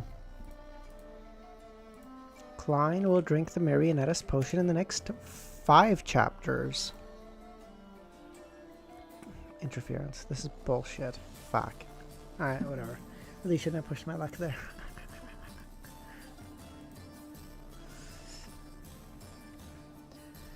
Upon seeing this, other than feeling somewhat disgusted, Klein felt significantly relieved. He originally worried that the Rose Bishop Heath would be corrupted by randomly eating things, but from the looks of it, he had likely isolated what he ate without truly digesting it. If you're really not well, don't do night stream. We'll see, man. If I feel like this, I probably won't do it. I don't feel great. If I feel better, then I will do it, but I don't feel great right now. As expected of a Rose Bishop who wasn't mad, just as he was planning to look away from the vomit, thoughts suddenly flashed in his mind. Creeping hunger has been activated. It needs to be fed, and there aren't any outsiders. And no scum. The pirates who died won't do. Although his partners might not put too much weight on his corpse, creeping hunger devours the soul. I wonder if these pieces of flesh can be treated as food. At the very least, it contains a lot of vitality. A corpse influenced by the Mother Earth's aura. With this in mind, Klein took 2 steps forward and came beside Doyle. He couldn't bear to look at the puddle of vomit as he cast his gaze aside. Then he reached out to a piece of grayish-black flesh with his left hand. Creeping hunger didn't react as it didn't crack open a mouth. It doesn't want to eat it. For now, I can barely use it to deal with the latent dangers. If I'm still unable to find any unsuitable food when the day's up, I'll throw it above the grey fog. Kill that traitor Heath Doyle? No, Doyle's the goat, dude. He's keeping the true creator in check. What a goat. The golden brooch in front of Cattleya bloomed once again, materializing a sun wraith that cleansed the piece of greyish-black flesh from Heath Doyle. This pirate admiral's expression didn't seem to change. She only looked slightly tired. And after confirming that the ship had set sail again, Klein didn't stay any longer as he prepared to return to his room to change out of his drenched clothes. Anderson glanced at him and curiously opened his mouth. "Shut up!" Klein spoke out before he could. All right. I'll just drink in silence." Anderson raised his hands. Klein ignored him and returned to his cabin. Inside his bathroom, he picked up a water creation charm and activated it. With a tub of clean water, he took off his clothes and slid in. He picked up a pen and paper from his desk and wrote a divination statement. The location of the Murloc cufflink. After repeating it 7 times, Klein used the front of the bathtub as a pillow before entering a dream. Amidst a dream, he saw a disconnected, illusory world. He saw a zombie rotting in several parts of the deck. The blue Murloc cufflink was embedded in the flesh of the zombie's left waist. Klein at sequence 6 bullying sequence 5. I know. Once he reaches a sequence 4, we can probably go with him to beat Inzongwill's ass. Because if he's fighting Inzongwill, then it's going to be him and 008 versus Inz, and Inz loses that 9 times out of 9. Motherfucker's getting rocked. Why did I use 9 instead of 10? Because dare to be unique. Tip for the day. It really is on the Black Tulip. I hope Admiral Hell doesn't find it. This way I can use the cufflink to lock onto the Black Tulip's location. It's not a big problem. Even if he discovers it, as long as Ludwell doesn't throw the cufflink away, there isn't too much of a delay in time. I can use it to locate the ship, but I'll have to use the Grey Fog instead of the real world to do the divination. Also, I need to perform divination disruption later to prevent Admiral Hell from locking onto me with the cufflink.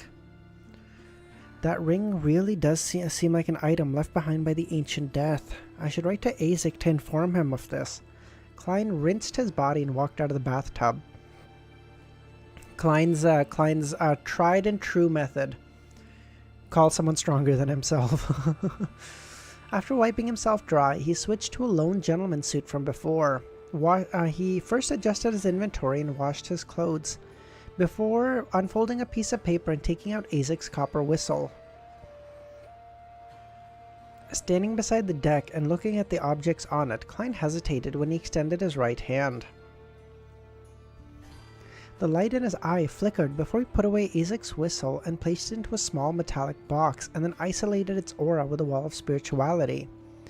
He planned on summoning the messenger only after he left these waters in the future. I suffered quite a huge loss this time. Thankfully, I finished digesting the potion. Now I just need to wait for mermaids. Yes, the actual situation of the battlefield of gods is different than I imagined. It actually has the aura of the Earth Mother. It must have been left behind later. Otherwise, it's impossible that a deity can't control her own aura. None of these ancient gods in the Second Epoch wielded the authority of the Earth domain. There are some suspects among their subsidiary gods. What self-respecting secret suppliant doesn't worship the gods? All of them. If they are a secret suppliant and worship the true creator, they don't have any self-respect. And if they have self-respect, then they don't pray to the true creator. The two are mutually exclusive.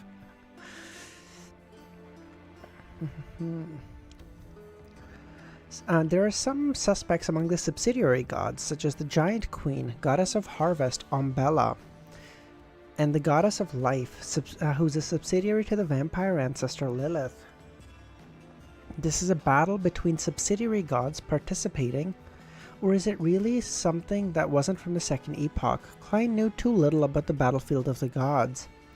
I could only mainly guess and have some fanciful thoughts. What the fuck?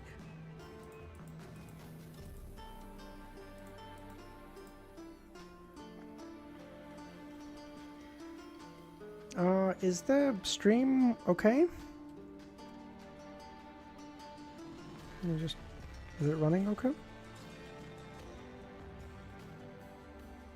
Okay, seems to be fine. Sorry, my all my analytics just fucking disappeared. What the fuck? He focused. Yeah, stream's okay. Thank God.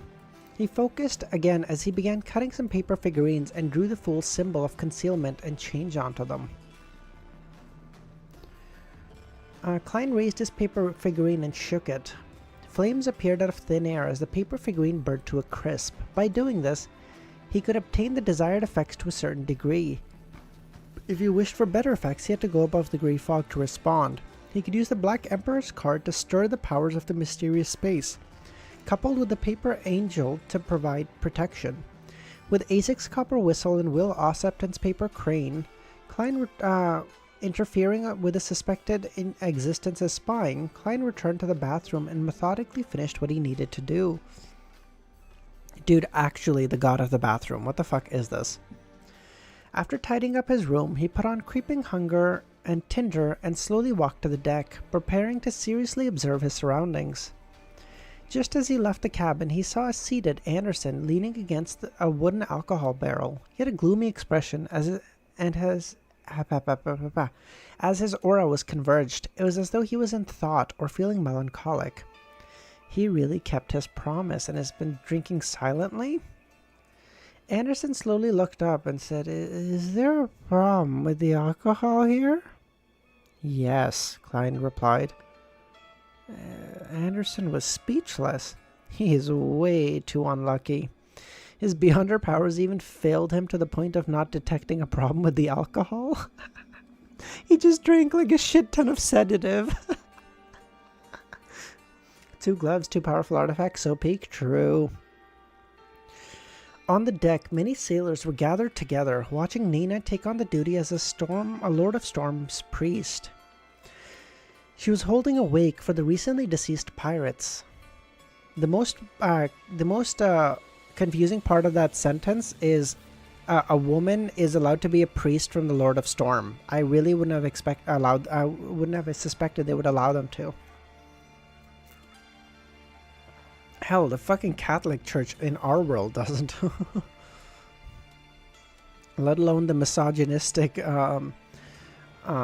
church of another world. After a simple prayer, Nina looked around and said Reverie's wish was to be buried on the mountainside at his port hometown after his death. There's the most beautiful sunset there. She's not allowed to, that's why... She's... Oh, so she's not allowed to, okay. He wishes to be cremated so that he wouldn't be disturbed after his death. Holy Lord of Storm, bless him with eternal peace. Many of the sailors believed in the Lord of Storm as they struck their left breast with their right fists. Klein didn't approach and watched from a distance. After the wake was over, the corpse of the pirate Reverie was reduced to ash with the help of a scroll. Klein silently sighed as he inwardly drew a crimson moon. For the rest of the day, the sunlight remained brilliant. It continued being midday. The future circled around several ruins as it ventured deeper to those waters. At some point, Anderson recovered and arrived beside Klein. He shot him a glance and pointed to the building submerged ahead. After passing this ruin and heading about 10 nautical miles with a left turn, there'll be a chance of encountering mermaids! Let's go! Finally. Klein was about to answer when the sky darkened. The sunlight vanished. Night had fallen again, for fuck's sakes. Okay, I don't know if any of you can answer this, by the way, but does Klein become a marionettist in like the next 2 or 3 chapters? Because if he does, I will push forward.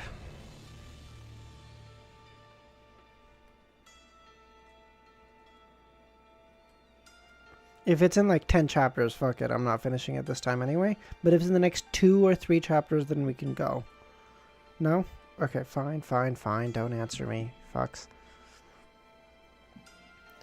Soon he found himself awake in his dream.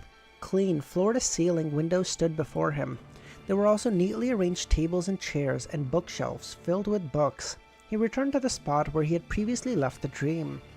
He walked back in the library. As the glow of the sunset shot in, it cloaked every object with a faint layer of gold. Klein walked forward in puzzlement and came before the bookshelf he previously browsed.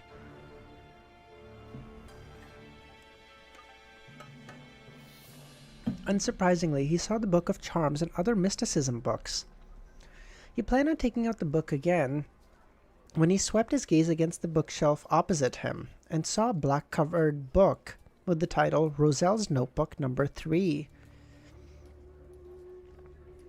At this moment, the pair of mysterious eyes that observed the deck and himself flashed in his mind, along with the individual who opened the door in the Hall of Murals that Anderson had mentioned, as well as how he was abnormally moved in the dream. Klein retracted his gaze and took out the Book of Charms again. He came to a long table, sat down, and began quickly browsing through it. Suddenly, he heard footsteps approaching from the depths of the library. Klein instantly tensed up as he slowly lifted his head. The first thing he saw was a pair of black leather boots. Leather boots, like the lady who tried to stop him, like the lady who tried to stop him with when he was trying to steal the Black Emperor card? Oh god, this is such a... Oh my god, why would you make me stop here? Romero, what the fuck? Dude, you can't. No. No. Come on. That's so mean, Romero. Why would you do this to me? What the fuck? That's so mean. I thought we were friends.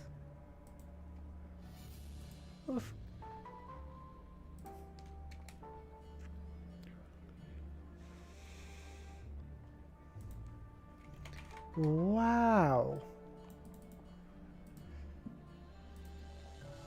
If you continue, you have to go for a while longer. Like, I can't just read one more chapter. That just leaves me in an even more fucked place, basically, is what you're saying? Whoa. Good God. Okay, yeah, I definitely can't... Okay. Yeah, I definitely can't do much more. No, my throat's fucked. Okay. I can't... Like, I can... Oh my god.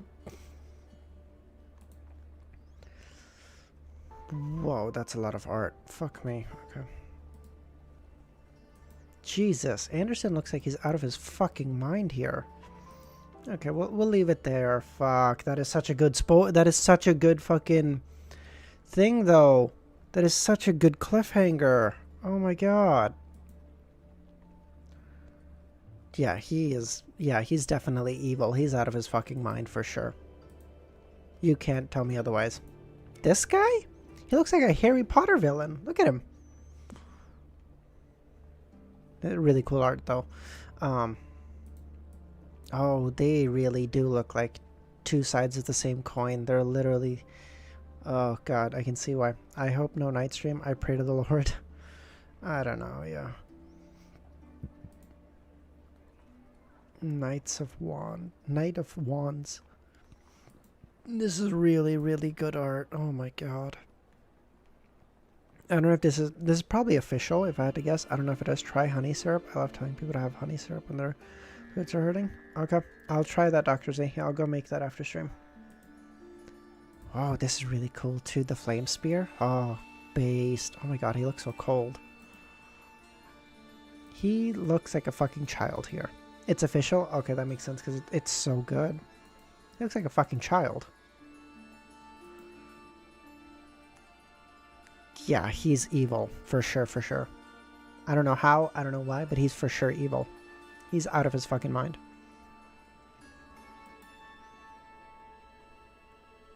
Taiwan version? Yeah, I know.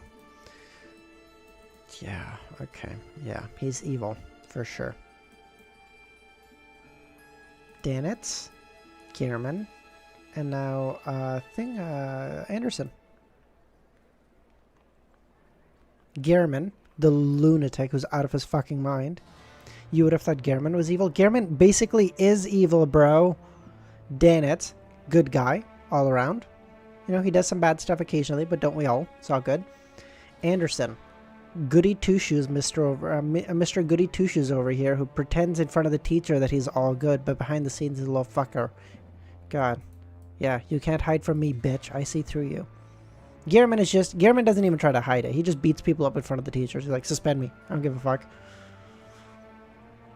Danitz is a pretty good student. He's kind of dumb. Don't get me wrong. He's like a C+ student at best. You know, B- maybe on a good day.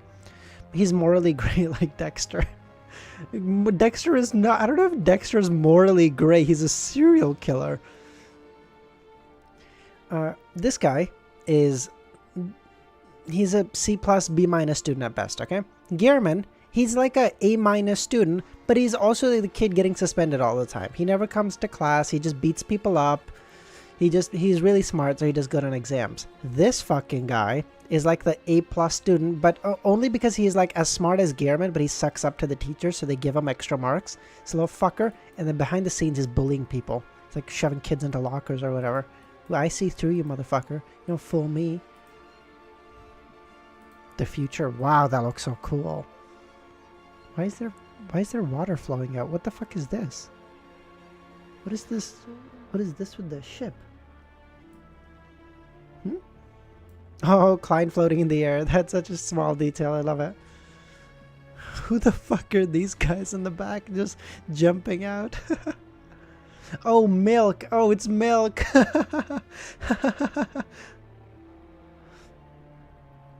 Who the fuck are these guys? Oh, the vines. Oh, it's so detailed. I missed some art? Oh, yes I did. Yes I did. Yes I did. I got up to here. Lactating ship. Yeah. He's evil. Maybe like a morally dark gray at best. Not like Dexter, okay? Dexter only killed serial killers. Still a serial killer, but he was a serial killer who only killed serial killers, okay? It just feels fair. See, Mr. Goody Two-Shoes looking ass over here. You don't fool me. Yeah. Oh.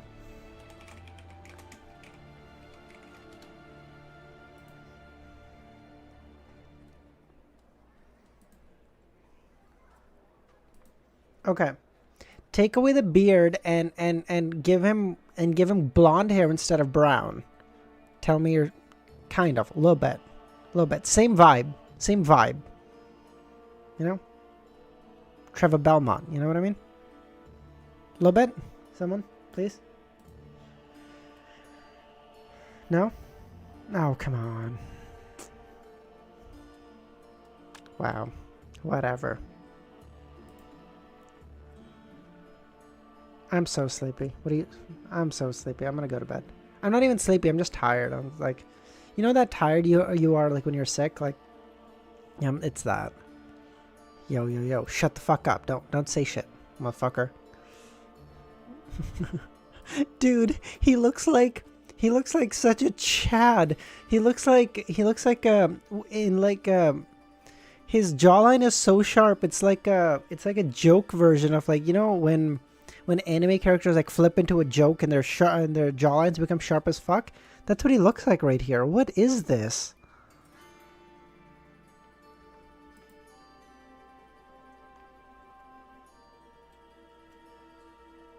This guy's supposed to be like 6'7". He looks like, why does he look like a kid in half of these? Admiral Hell Ludwell? He doesn't have purple eyes, does he? He has like fucking flames or whatever.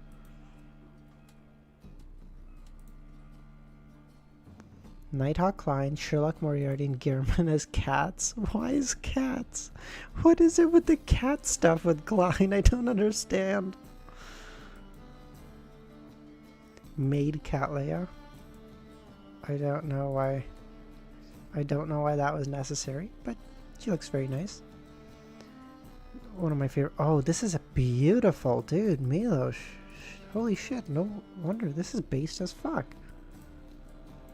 This is awesome, dude. This is beautiful. I told you, Seer will turn into cats at sequence 4. Alright, we're gonna... Sorry, I did read there, Mara, but, alright, I don't know what to do with that information. Alright, I'm gonna leave it there, y'all. Alright, thanks for another great stream. Hope y'all have a great rest of your days. I may or may not see you in the afternoon, or my afternoon, anyway, I don't fucking know. Our boy Sinbad always getting sidelined, true. Alright, I may or may not see you guys in the afternoon. I don't know, I'll let you guys know, probably not, I don't feel great, but hopefully I take a nap and I feel better, I don't know, man. That's it, hope y'all have a great rest of your day, I'll see you guys later, thanks guys.